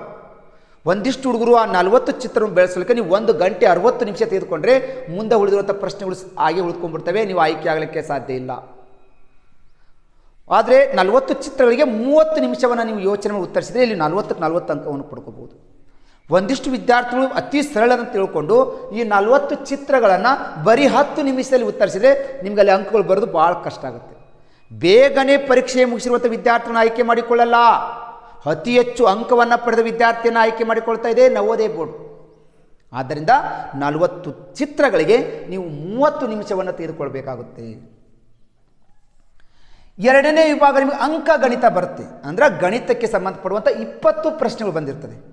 ಈ 20 ಪ್ರಶ್ನೆಗಳು ಬಿಡಿಸಲಿಕ್ಕೆ ನಿಮ್ಮ ಪ್ರಶ್ನೆ ಪತ್ರಿಕೆ ಲಾಸ್ಟ್ ಕಚ್ಚಾ ಕೆಲಸಕ್ಕಾಗಿ ಅಂತ ನಿಮ್ಮ ಪೇಜನ್ನು ಕೊಟ್ಟಿರ್ತಾರೆ, 2 ಪೇಜ್ಗಳು. ನೀವು 20 ಪ್ರಶ್ನೆಗಳನ್ನು ಬಿಡಿಸಬೇಕಾಗುತ್ತೆ. ಗಣಿತವನ್ನು ಉತ್ತರವನ್ನು ಡೈರೆಕ್ಟ್ ಹಾಕ್ಲಿಕ್ಕೆ ಬರಲ್ಲ, ಪ್ರತಿಯೊಂದು ಸಮಸ್ಯೆಗಳನ್ನು ಬಿಡಿಸಿದಾಗ ಮಾತ್ರ ನಮ್ಗೆ ಉತ್ತರಲಿಕ್ಕೆ ಸಾಧ್ಯ ಆಗುತ್ತೆ. ಆದ್ದರಿಂದ 20 ಪ್ರಶ್ನೆಗಳನ್ನು ಆ ಕಚ್ಚಾ ಕೆಲಸಕ್ಕಾಗಿ ಕೊಟ್ಟಿರುವಂಥ ಪೇಪರ್ಗಳಲ್ಲಿ ಪ್ರತಿ ಲೆಕ್ಕವನ್ನು ಬಿಡಿಸಿ ನೀವು ಉತ್ತರಿಸಿದರೆ ಅಲ್ಲಿ 20ಕ್ಕೆ 20 ಅಂಕ ಸಿಗಲಿಕ್ಕೆ ಸಾಧ್ಯ ಆಗ್ತಾಯಿದೆ. ಆದ್ದರಿಂದ ಆ 20 ಪ್ರಶ್ನೆಗಳನ್ನು ಬಿಡಿಸಲಿಕ್ಕೆ ನೀವು 40 ನಿಮಿಷವನ್ನು ಸಮಯವನ್ನು ತೆಗೆದುಕೊಳ್ಳಿ. ಇಲ್ಲೇ ನಿಮಗೆ 10 ನಿಮಿಷ ಸೇವ್ ಆಗಿತ್ತು, ಆ 10 ನಿಮಿಷವನ್ನು ಇಲ್ಲಿ ಗಣಿತದಲ್ಲಿ ಉಪಯೋಗಿಸ್ಕೋಬೋದು. ಯಾವಾಗ ನಾವು ಗಣಿತದ ಎಲ್ಲ ಲೆಕ್ಕವನ್ನು ಬಿಡಿಸುತ್ತೀವೋ ಆವಾಗ ನಾವು ಪರ್ಫೆಕ್ಟಾಗಿ ಉತ್ತರ ಸಿಗಲಿಕ್ಕೆ ಸಾಧ್ಯ ಆಗುತ್ತೆ. ನೆಕ್ಸ್ಟು 3ನೇ ವಿಭಾಗ ನಿಮ್ಮ ಭಾಷಾ ಜ್ಞಾನ ಅಂತ ಬರುತ್ತೆ. ಕನ್ನಡ ಅಥವಾ ಲ್ಯಾಂಗ್ವೇಜ್, ಇಂಗ್ಲೀಷು, ಹಿಂದಿ, ತೆಲುಗು, ಯಾವ ಭಾಷೆ ತೊಗೊಂಡು ಆ ಭಾಷೆ ಬರುತ್ತೆ. ಅಲ್ಲಿ ನಿಮಗೆ ಒಟ್ಟು 4 ಗದ್ಯ ಭಾಗವನ್ನು ಕೊಟ್ಟಿರ್ತಾರೆ, 4 ವಾಕ್ಯಾವಳಿಯನ್ನು ಕೊಟ್ಟಿರ್ತಾರೆ. ಒಂದು ವಾಕ್ಯಾವಳಿ ಹಿಂದುಗಡೆ 5 ಪ್ರಶ್ನೆ ಕೊಟ್ಟಿರ್ತಾರೆ. ಅಂದರೆ ಒಟ್ಟು 4 ಗದ್ಯ ಭಾಗದಲ್ಲಿ ಪ್ರತಿ ಗದ್ಯ ಭಾಗಕ್ಕೆ 5 ಪ್ರಶ್ನೆ ಅಂದರೆ 5 4 20 ಪ್ರಶ್ನೆಗಳಿರ್ತವೆ. ಇದರಲ್ಲಿ ನೀವು ಏನು ಮಾಡಬೇಕಂದ್ರೆ ಒಂದು ಗದ್ಯ ಭಾಗವನ್ನು ಓದಲಿಕ್ಕೆ 10 ನಿಮಿಷ ತೋಡ್ರಿ ಹೋಲಿ. 10 ನಿಮಿಷದಲ್ಲಿ ಗದ್ಯಾಂಶವನ್ನು ಓದಬೇಕು, ಗದ್ಯಾಂಶನ ಅರ್ಥ ಮಾಡ್ಕೋಬೇಕು, ಕೆಳಗಿನ 5 ಪ್ರಶ್ನೆಗಳಿಗೆ ಉತ್ತರಿಸಲಿಕ್ಕೆ 10 ನಿಮಿಷ ತಗೊಳ್ರಿ. ನವೋದಯ ಶಾಲೆಗೆ ಆಯ್ಕೆ ಆಗಬೇಕಂದ್ರೆ ನೀವು ಭಾಷಾಜ್ಞಾನದಲ್ಲಿ ಹೆಚ್ಚು ಅಂಕವನ್ನು ಪಡ್ಕೋಬೇಕಾಗುತ್ತೆ. ಆದ್ದರಿಂದ ವಿದ್ಯಾರ್ಥಿಗಳು ಇಡೀ ಕಥೆಯನ್ನು ಸರಿಯಾಗಿ ಓದ್ಕೊಳ್ಳಿ. ಪ್ರತಿ ಪ್ರಶ್ನೆಗೆ ಉತ್ತರ ಎಲ್ಲಿ ಸಿಗುತ್ತೋ ಗದ್ಯಾಂಶದಲ್ಲಿ ಗೆರೆ ಎಳೆದು ನೀವು ಉತ್ತರಿಸಲಿಕ್ಕೆ ಪ್ರಯತ್ನ ಮಾಡಿ. ಒಟ್ಟಾರೆಯಾಗಿ ಒಂದು ಪ್ಯಾಸೇಜನ್ನು, ಒಂದು ಗದ್ಯವನ್ನು ಉತ್ತರಿಸಲಿಕ್ಕೆ ನೀವು 10 ನಿಮಿಷ ತೆಗೆದುಕೊಂಡು ಒಟ್ಟು 4 ಗದ್ಯ ಉತ್ತರಿಸಲಿಕ್ಕೆ ನಿಮಗೆ 40 ನಿಮಿಷ ತೆಗೆದುಕೊಳ್ಳಿ. ಟೋಟಲ್ ಏನಾಯ್ತು ನಿಮಗೆ 40 40 80 80 ಪ್ಲಸ್ 30 110 ನಿಮಿಷಗಳಾಯಿತು. ಇನ್ನೂ 10 ನಿಮಿಷ ಉಳಿತಲ್ವಾ? ಅವಾಗ OMR ಹಾಳೆಯಲ್ಲಿ ಎಲ್ಲದಕ್ಕೂ ನಾನು ಪ್ರಶ್ನೆಗೆ ಉತ್ತರಿಸಿದ್ದೀನೋ ಇಲ್ಲೋ ಅಂತ ನೀವು ಚೆಕ್ ಮಾಡ್ಕೊಳ್ಳೋಕೆ ಸ್ಟಾರ್ಟ್ ಮಾಡಬೇಕು. ಯಾವುದಾದ್ರೂ ಪ್ರಶ್ನೆಗಳನ್ನು ಬಿಟ್ಟಿದ್ದರೆ ವಾಪಸ್ ಪ್ರಶ್ನೆ ಪತ್ರಿಕೆಯಲ್ಲಿ ಆ ನಂಬರ್ ನೋಡ್ಕೋಬೇಕು. ಅದರ ಪ್ರಶ್ನೆಯನ್ನು ನೋಡಿಕೊಂಡು ನೀವು ವಾಪಸ್ OMR ಹಾಳೆಯಲ್ಲಿ ತುಂಬುವುದನ್ನು ಮರಿಬೇಡಿ. ಕೊನೆಯ 10 ನಿಮಿಷ ಪುನರ್ ಪರಿಶೀಲನೆಗೆ ಮೀಸಲಿಡಿ. ಲಾಸ್ಟ್ನ ಏನಾದರೂ ಬಿಟ್ಟಿದ್ದೀನೋ ಅಥವಾ ಏನಾದರೂ ಖಾಲಿ ಬಿಟ್ಟಿದ್ದಂತ ನೀವು ಒಳ್ಳೆ OMR ಹಾಳೆಯನ್ನು ಚೆಕ್ ಮಾಡ್ಕೊಳ್ಳಿ. ಅವಾಗ ಆ 10 ನಿಮಿಷದಲ್ಲಿ ನೀವು ಏನಾದರೂ ಬಿಟ್ಟಿದ್ದರೆ ಅದನ್ನು ಪೂರ್ಣಗೊಳಿಸ್ಕೋಬೇಕಾಗುತ್ತೆ. ಒಟ್ಟು 80 ಪ್ರಶ್ನೆಗಳಿದ್ದಾವೆ. ಒಟ್ಟು 120 ನಿಮಿಷ ಇರುತ್ತೆ. 80 ಪ್ರಶ್ನೆಗಳಿಗೆ ನಿಮಗೆ 2 ಗಂಟೆಗಳಲ್ಲಿ ನೀವು ಪ್ರಶ್ನೆ ಪತ್ರಿಕೆ ಮುಗಿಸ್ಬೇಕಾಗುತ್ತೆ. ಮತ್ತು 120 ನಿಮಿಷಗಳಲ್ಲಿ ಪೂರ್ಣ ಪ್ರಮಾಣದ ನಿಮಗೆ ಎಕ್ಸಾಮನ್ನು ಬರೀಬೇಕಾಗುತ್ತೆ. ಆದ್ದರಿಂದ ಈ ಟೈಮ್ ಮ್ಯಾನೇಜ್ಮೆಂಟ್ ಅನ್ನೋದು ವೆರಿ ವೆರಿ ಇಂಪಾರ್ಟೆಂಟು. ಬೇಗನೆ ನೀವು ಪರೀಕ್ಷೆ ಮುಗಿಸಿದರೆ ನಿಮ್ಮನ್ನ ಆಯ್ಕೆ ಮಾಡಿಕೊಳ್ಳಲ್ಲ. 2 ಗಂಟೆಗಿಂತ ಹೆಚ್ಚು ಇನ್ನೂ ಪ್ರಶ್ನೆಗಳು ಉಳಿದಿದ್ದಾವೆ, ನನ್ನ ಟೈಮ್ ಕೊಡಿ ಅಂದ್ರೆ ನಿಮಗೆ ಟೈಮ್ ಕೊಡಲ್ಲ. ಅದು ಎಂಥವ್ರಿಗೆ ಅವರು ಟೈಮ್ ಕೊಡ್ತಾರೆ ಅಂದರೆ ಅಂಗವಿಕಲ ಮಕ್ಕಳಿಗೆ, ಅವರಿಗೆ ಹಿಂಗೆ ಸ್ಪೀಡಾಗಿ ಬರಲಿಕ್ಕೆ ಬರಲಿಲ್ಲ ಅಂದರೆ ಅಂತಹ ವಿದ್ಯಾರ್ಥಿಗಳಿಗೆ ಮಾತ್ರ ಅಲ್ಲಿ ಏನು ಮಾಡ್ತಾರೆ, ಒಂದು 10-15 ನಿಮಿಷ ಹೆಚ್ಚು ಕೊಡ್ತಾರೆ. ನಾವು ಅಂಗವಿಕಲ ಮಕ್ಕಳಂತ ನಾವು ಅಲ್ಲಿ ತುಂಬಿಲ್ಲ. ಆದ್ದರಿಂದ ನಮಗೆ ಬರೀ ಕೇವಲ 120 ನಿಮಿಷವನ್ನು ಮಾತ್ರ ಕೊಡೋದ್ರಿಂದ ಆ 120 ನಿಮಿಷಗಳಲ್ಲಿ ನೀವು ನಿಮ್ಮ ಪ್ರಶ್ನೆ ಪತ್ರಿಕೆಯ ಎಲ್ಲ ಪ್ರಶ್ನೆಗಳಿಗೆ ನೀವು ಉತ್ತರಿಸಬೇಕಂತ ಹೇಳುತ್ತಾ, ನೆಕ್ಸ್ಟು ಏನು ಮಾಡಬೇಕು, ನೀವು ಈ ಒಂದು ನವೋದಯ ಪರೀಕ್ಷೆನ ಆಯ್ಕೆ ಆಗಬೇಕು, ಯಶಸ್ವಿ ಆಗಬೇಕಂದ್ರೆ ಒಂದಿಷ್ಟು ಪಾಯಿಂಟನ್ನು ಹೇಳ್ತಾ ಇದ್ದೀನಿ.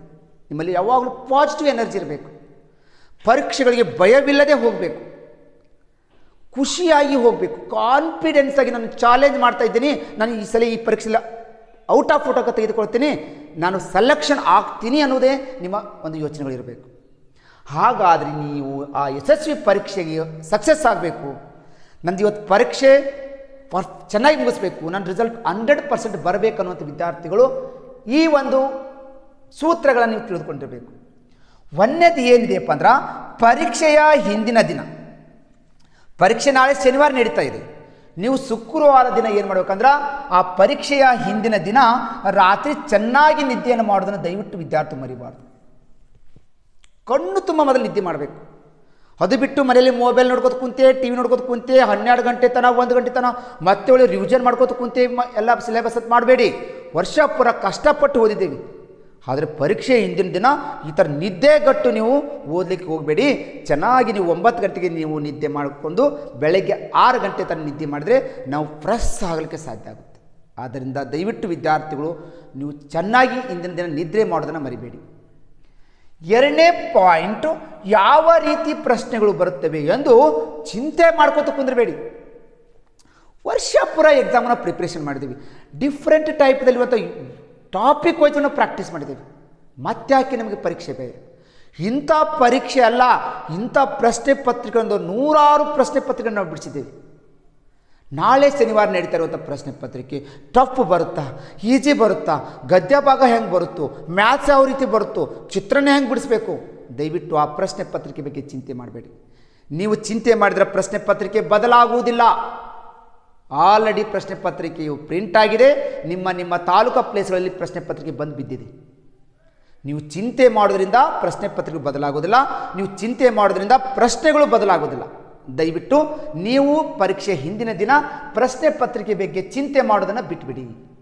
3ನೇದ್ದು, ಪರೀಕ್ಷೆಗೆ ಹೋಗುವಾಗ ಉಲ್ಲಾಸವಿರಲಿ.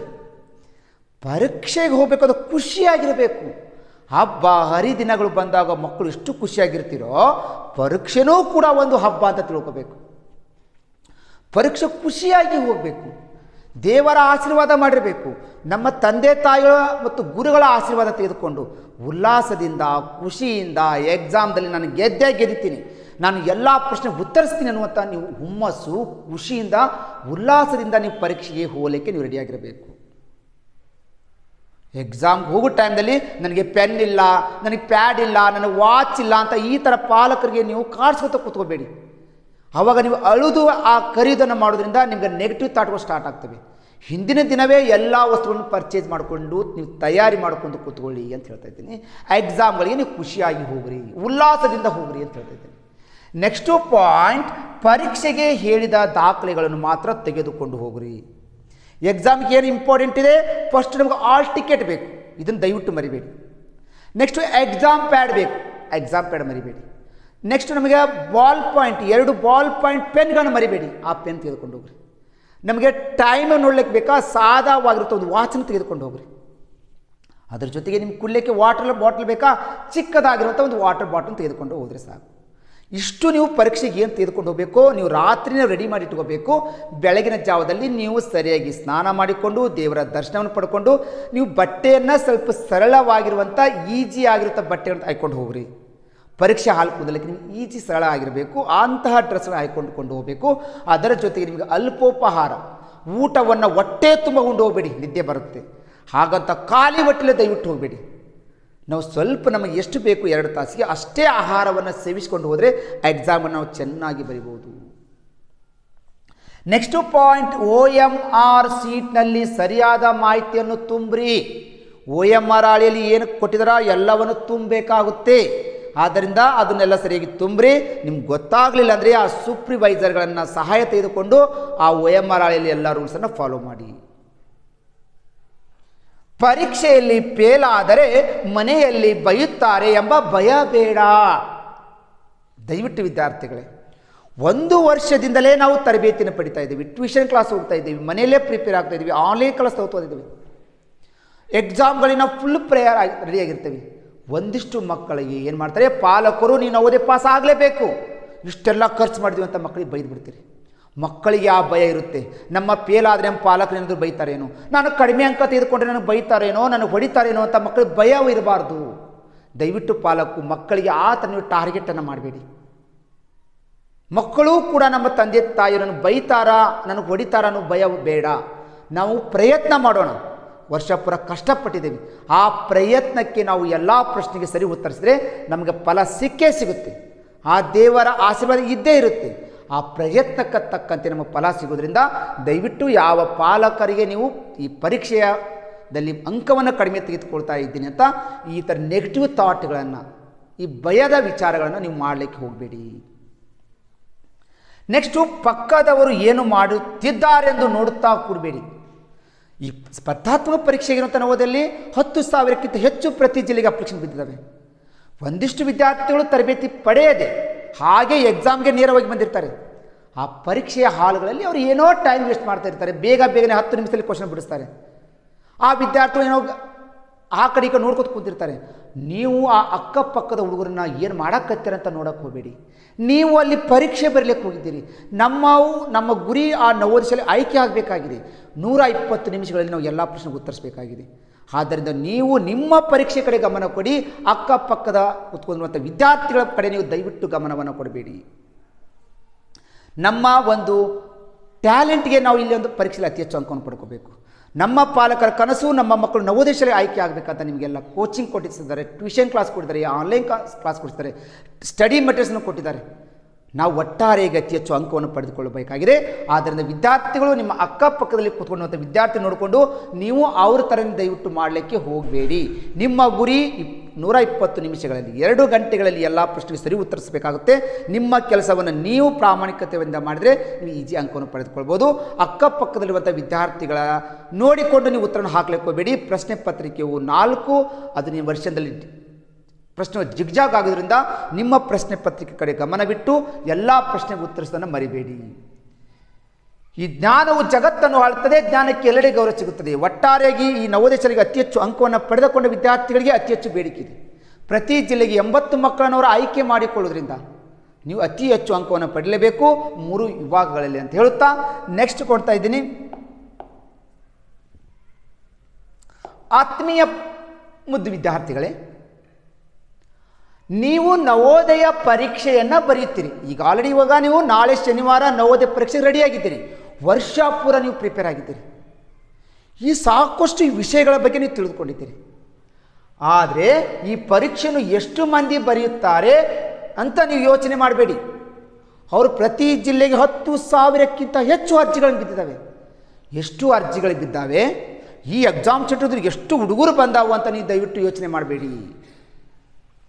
ಬೇರೆಯವರು ಹೇಗೆ ತಯಾರಾಗಿದ್ದಾರೆ, ಆ ವಿದ್ಯಾರ್ಥಿ ಅಲ್ಲಿ ಕೋಚಿಂಗ್ ಹೋಗಿದ್ದಾನ, ಅವನು ಇಲ್ಲಿ ಕೋಚಿಂಗ್ ಹೋಗಿದ್ದಾನ, ಇಷ್ಟು ಪ್ರಶ್ನೆ ಪತ್ರಿಕೆ ಬಿಡಿಸಿದ್ದಾನೆ, ಇಷ್ಟು ಬುಕ್ಕ ಉಪಯೋಗಿಸಿದ್ದಾನೆ, ಅದನ್ನು ಯಾವುದನ್ನು ನೀವು ಯೋಚನೆ ಮಾಡಲಿಕ್ಕೆ ಹೋಗಬೇಡಿ. ನೀವು ಸಾಕಷ್ಟು ಎಕ್ಸಾಮ್ದಲ್ಲಿ ನೀವೆಲ್ಲ ಆಲ್ರೆಡಿ ಪ್ರಿಪೇರ್ ಆಗಿದ್ದೀರಿ. ಬೇರೆಯವರ ಬಗ್ಗೆ ನೀವು ಚಿಂತೆ ಮಾಡಬೇಡಿ, ಬೇರೆಯವರ ಬಗ್ಗೆ ನೀವು ಯೋಚನೆ ಮಾಡಬೇಡಿ. ಎಲ್ಲಿ ಕೋಚಿಂಗ್ ಪಡೆದಿದ್ದಾರೆ, ಯಾವುದರಲ್ಲಿ ಕೋಚಿಂಗ್ ಪಡೆದಿದ್ದಾರೆ ಇದು ಮುಖ್ಯವಲ್ಲ. ಎಷ್ಟು ನೀವು ಜ್ಞಾನವನ್ನು ಪಡ್ಕೊಂಡಿದ್ದೀರಿ ಅನ್ನೋದು ವೆರಿ ಇಂಪಾರ್ಟೆಂಟು. ನೀನು ಮನೆಯಲ್ಲೇ ಕೂತ್ಕೊಂಡು ಎಲ್ಲ ವಿದ್ಯೆಯನ್ನು ಪಡ್ಕೊಂಡಿದ್ದಿ, ಸಾಕಷ್ಟು 100 ಪ್ರಶ್ನೆಗಳ ಬಗ್ಗೆ ನೀವು ವಿಚಾರಣೆ ಮಾಡಿದ್ದೀರಿ, ಸಾಕಷ್ಟು ಪ್ರಶ್ನೆ ಪತ್ರಿಕೆ ಬಿಡಿಸಿದ್ದಿ. ಆದರೆ ಇಲ್ಲಿ ಎಕ್ಸಾಮ್ ಬಂದಿರುವಂಥ ವಿದ್ಯಾರ್ಥಿ ಯಾವ ಕೋಚಿಂಗ್ ಹೋಗ್ಯಾನ, ಎಲ್ಲಿ ಕೋಚಿಂಗ್ ಹೋಗಿದ್ದಾನೆ ಅಂತ ನೀವು ಅದ್ರ ಬಗ್ಗೆ ತಲೆ ಕೆಡಿಸೋಕೆ ಹೋಗಬೇಡಿ ಎಂಬುದು ಮುಖ್ಯವಲ್ಲ. ಯಾವುದು ಕೋಚಿಂಗ್ ಸೆಂಟ್ರಿಗೆ ಹೋಗಿದ್ದಾನೆ ಅನ್ನೋದು ಮುಖ್ಯವಲ್ಲ, ಯಾವ ಪುಸ್ತಕ ಉಪಯೋಗಿಸಿಕೊಂಡಿದ್ದಾನೆ ಅನ್ನೋದು ಇಲ್ಲಿ ಉಪಯೋಗವಿಲ್ಲ. ಅದನ್ನೆಲ್ಲ ನೀವು ಅಲ್ಲಿ ಪ್ರಶ್ನೆ ಮಾಡೋಕ್ಕೆ ಹೋಗಬೇಡಿ. ಆ ಥರ ನೀವು ಯೋಚನೆ ಮಾಡೋದ್ರಿಂದ ನಿಮಗೆ ಏನಾಗ್ತಾ ಇದೆ ಅಂತಂದರೆ ಅಲ್ಲಿ ನಿಮಗೆ ನೆಗೆಟಿವ್ ಥಾಟ್ಗಳು ಸ್ಟಾರ್ಟ್ ಆಗುತ್ತೆ. ಬದಲಿಗೆ ನೀನು ಹೇಗೆ ತಯಾರಾಗಿದ್ದೀಯಾ ಎಂಬುದು ಮುಖ್ಯ. ನೀನು ಹೆಂಗೆ ತಯಾರಾಗಿದ್ದೀ ಪರೀಕ್ಷೆಗೆ, 3 ವಿಭಾಗದಲ್ಲಿ ನಾನು ಕಾನ್ಫಿಡೆನ್ಸ್ ಆಗಿ ಅಂಕವನ್ನು ತೆಗೆದುಕೊಳ್ತೀನಿ ಅನ್ನೋದು ಇಲ್ಲಿ ಇಂಪಾರ್ಟೆಂಟು. ನೀನು ನಿನ್ನ ಬಗ್ಗೆ ಯೋಚನೆ ಮಾಡು, ಅಲ್ಲಿ ಬಂದಿರುವಂಥ ಬೇರೆ ವಿದ್ಯಾರ್ಥಿಗಳಿಗೆ ನೀವು ಹೋಲಿಸಿಕೊಳ್ಳೋಕೆ ಹೋಗಬೇಡ. ಯಾಕಂದರೆ ನೀವು ಭಾಳಷ್ಟು ಕಷ್ಟಪಟ್ಟು ಇಷ್ಟದಿಂದನೇ ನೀ ಪರೀಕ್ಷೆ ಪ್ರಿಪೇರ್ ಆಗಿದ್ದಿ. ನಿನ್ನ ಮೇಲೆ ನಿನಗೆ ನಂಬಿಕೆ ಇರಬೇಕು. ಬೇರೆಯವರೊಂದಿಗೆ ಹೋಲಿಕೆ ಮಾಡಿಕೊಂಡು ಕೊರಗಬೇಡ, ನೀ ಚಿಂತೆ ಮಾಡಬೇಡ. ಆ ಹುಡುಗ ಅಲ್ಲಿ ಹೋಗಿದ್ದ, ಇಲ್ಲೋಗಿದ್ದ, ನಾನು ಇಲ್ಲೋಗಿದ್ದೆ, ಅವ ಎಷ್ಟು ಅಂಕ ತಗೋತಾನೆ, ಅವ ಯಾವ ಬುಕ್ಕ ಮಾಡಿದ್ದಾನೆ, ಯಾವ ಪ್ರಶ್ನೆ ಪತ್ರಿಕೆ ಉಪಯೋಗಿಸ್ತಾನೆ, ಈ ಥರ ಚಿಂತೆ ಮಾಡಬೇಡ, ಕೊರಗಬೇಡ. ನಿನ್ನ ಮೇಲೆ ನಿನ್ನ ನಂಬಿಕೆ ಇರಲಿ. ನೀನು ಇಂಥವು ಸಾಕಷ್ಟು ಪ್ರಶ್ನೆ ಪತ್ರಿಕೆ ಬಿಡಿಸಿದಿ, ನೀನು ಕಾನ್ಫಿಡೆನ್ಸ್ ಆಗಿ ಆಲ್ರೆಡಿ ತಯಾರಾಗಿದ್ದಿ. ನಿನ್ನಲ್ಲೂ ನವೋದಯ ಪರೀಕ್ಷೆಯಲ್ಲಿ ಯಶಸ್ಸು ಕಾಣುವ ಸಾಮರ್ಥ್ಯ ನಿನ್ನ ಹತ್ರ ಇದೆ. ಈ ನವೋದಯ ಪ್ರಿಪ್ರೇಷನ್ ಆಗಿ ಪ್ರತಿದಿನ ಅತಿ ಹೆಚ್ಚು ಪ್ರಶ್ನೆ ಪತ್ರಿಕೆ ಬಿಡಿಸಿ ಅತಿ ಹೆಚ್ಚು ಅಂಕವನ್ನು ಪಡೆದುಕೊಂಡಿದ್ದಿ. ನೀನು ವರ್ಷಪೂರ ನವೋದಯ ಶಾಲೆಗೆ ಆಯ್ಕೆ ಆಗಬೇಕು, ನಾನು ಹಾಗೆ ಆಗ್ತೀನಿ ಅಂತ ನೀನು ಪ್ರಿಪೇರ್ ಆಗಿದ್ದಿ. ಇವತ್ತು ಪರೀಕ್ಷೆ ದಿನ ಯಾಕೆ ನೀನು ಯೋಚನೆ ಮಾಡ್ತಾ ಇದೆಯಾ? ನೀನೂ ಕೂಡ ನವೋದಯ ಪರೀಕ್ಷೆಯಲ್ಲಿ ಯಶಸ್ಸು ಕಾಣುವ ನಿನ್ನ ಹತ್ರ ಸಾಮರ್ಥ್ಯ ಇದೆ, ನಿನ್ನಂಥ ಶಕ್ತಿ ಇದೆ. ನೀನು ಇವತ್ತು ಎದೆ ಗೊಂದಲಕ್ಕೆ ಹೋಗಬೇಡ. ಈ ಪರೀಕ್ಷೆ ಬರಿಬೇಕಾದ್ರೆ ನೀವು ಭಯವನ್ನು ಗೊಳ್ಳಕ್ಕೆ ಹೋಗಬೇಡ, ಕೊರಗಬೇಡ, ಎದ್ದೇಳು.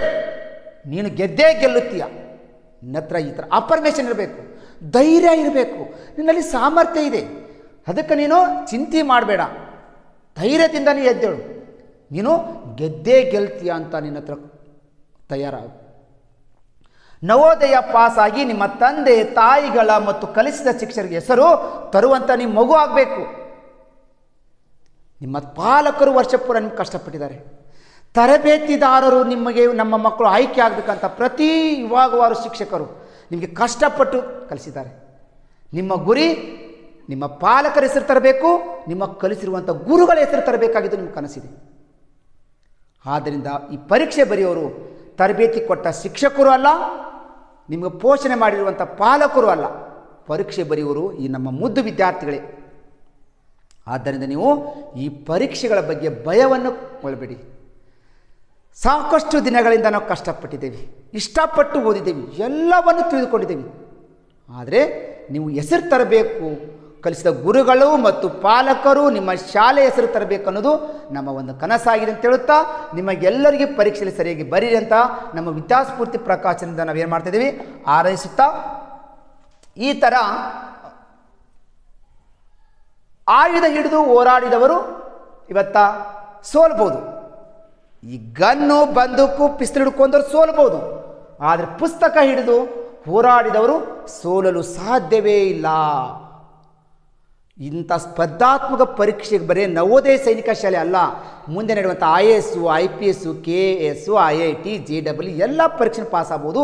ನಮ್ಮಲ್ಲಿ ಜ್ಞಾನವಿದ್ದರೆ, ಜ್ಞಾನಕ್ಕೆ ಹೆಚ್ಚು ಬೆಲೆ ಇದೆ. ಆದ್ದರಿಂದ ನಾವು 1 ವರ್ಷ ಪೂರ ಕಷ್ಟಪಟ್ಟು ಈ ನವೋದಯ ಶಾಲೆಗೆ ಆಯ್ಕೆಯಾಗಿದ್ದೇವೆ. ಈ ನವೋದಯ ಶಾಲೆ ಪರೀಕ್ಷೆ ಬರುವಂಥ ಎಲ್ಲ ಮುದ್ದು ವಿದ್ಯಾರ್ಥಿಗಳಿಗೆ ನಾವು ಶುಭವಾಗಲಿಕ್ಕೆ ನಾನು ಹೇಳ್ತಾ ಇದ್ದೀನಿ. ಈ ಥರ ನಮ್ಮ ವಿದ್ಯಾಸ್ಫೂರ್ತಿ ಪ್ರಕಾಶನದಿಂದ ನಾವು ಪ್ರತಿದಿನ ಪ್ರತಿ ಒಂದು ಬಡ ವಿದ್ಯಾರ್ಥಿಗಳಿಗೆ ಮತ್ತು ಗ್ರಾಮೀಣ ವಿದ್ಯಾರ್ಥಿಗಳಿಗೆ ಉಚಿತವಾಗಿರುತ್ತವ ಲೈವ್ ಕ್ಲಾಸನ್ನು ಕೊಟ್ಟಿದ್ದೇವೆ, ವಿಡಿಯೋ ಕ್ಲಾಸನ್ನು ಕೊಟ್ಟಿದ್ದೇವೆ ಮತ್ತು ಹಾಟ್ ಮಾಡೆಲ್ ಕ್ವಶನ್ ಪೇಪರನ್ನು ಕೊಟ್ಟಿದ್ದೇವೆ. ದಯವಿಟ್ಟು ವಿದ್ಯಾರ್ಥಿಗಳು ನಮ್ಮ ಎಲ್ಲ ಕ್ಲಾಸನ್ನು ಉಪಯೋಗಿಸ್ಕೊಂಡಿದ್ದೀರಿ. ಪ್ರತಿ ವಿದ್ಯಾರ್ಥಿಗಳು ನಮ್ಮ ಒಂದು ಯೂಟ್ಯೂಬ್ ಚಾನಲ್ಗೆ ಸಬ್ಸ್ಕ್ರೈಬ್ ಆಗಿಕೊಂಡು ನಮ್ಮ ವಿದ್ಯಾಸ್ಫೂರ್ತಿ ಪ್ರಕಾಶನದಿಂದ ಬರ್ತಿರುವಂಥ ಎಲ್ಲ ಕ್ಲಾಸನ್ನು ನೀವು ತಿಳ್ಕೊಂಡಿದ್ದೀರಿ ಅಂತ ಅನ್ಕೋತಾ ಇದ್ದೀನಿ. ಪ್ರತಿ ಜಿಲ್ಲೆಯಿಂದ ಪ್ರತಿದಿನ ವಿದ್ಯಾರ್ಥಿಗಳು ನಮ್ಮ ಕ್ಲಾಸಸ್ಗೆ ಜಾಯ್ನ್ ಆಗ್ತಾಯಿದ್ರು. ಪ್ರತಿ ವಿದ್ಯಾರ್ಥಿಗಳು ನಮ್ಮ ಫೋನ್ ಕರೆ ಮುಖಾಂತರ ನಮಗೆ ಅದ ಒಂದು ನವೋದಯ ಪರೀಕ್ಷೆ ಬಗ್ಗೆ ತಿಳಿದುಕೊಳ್ತಾ ಇದ್ರು.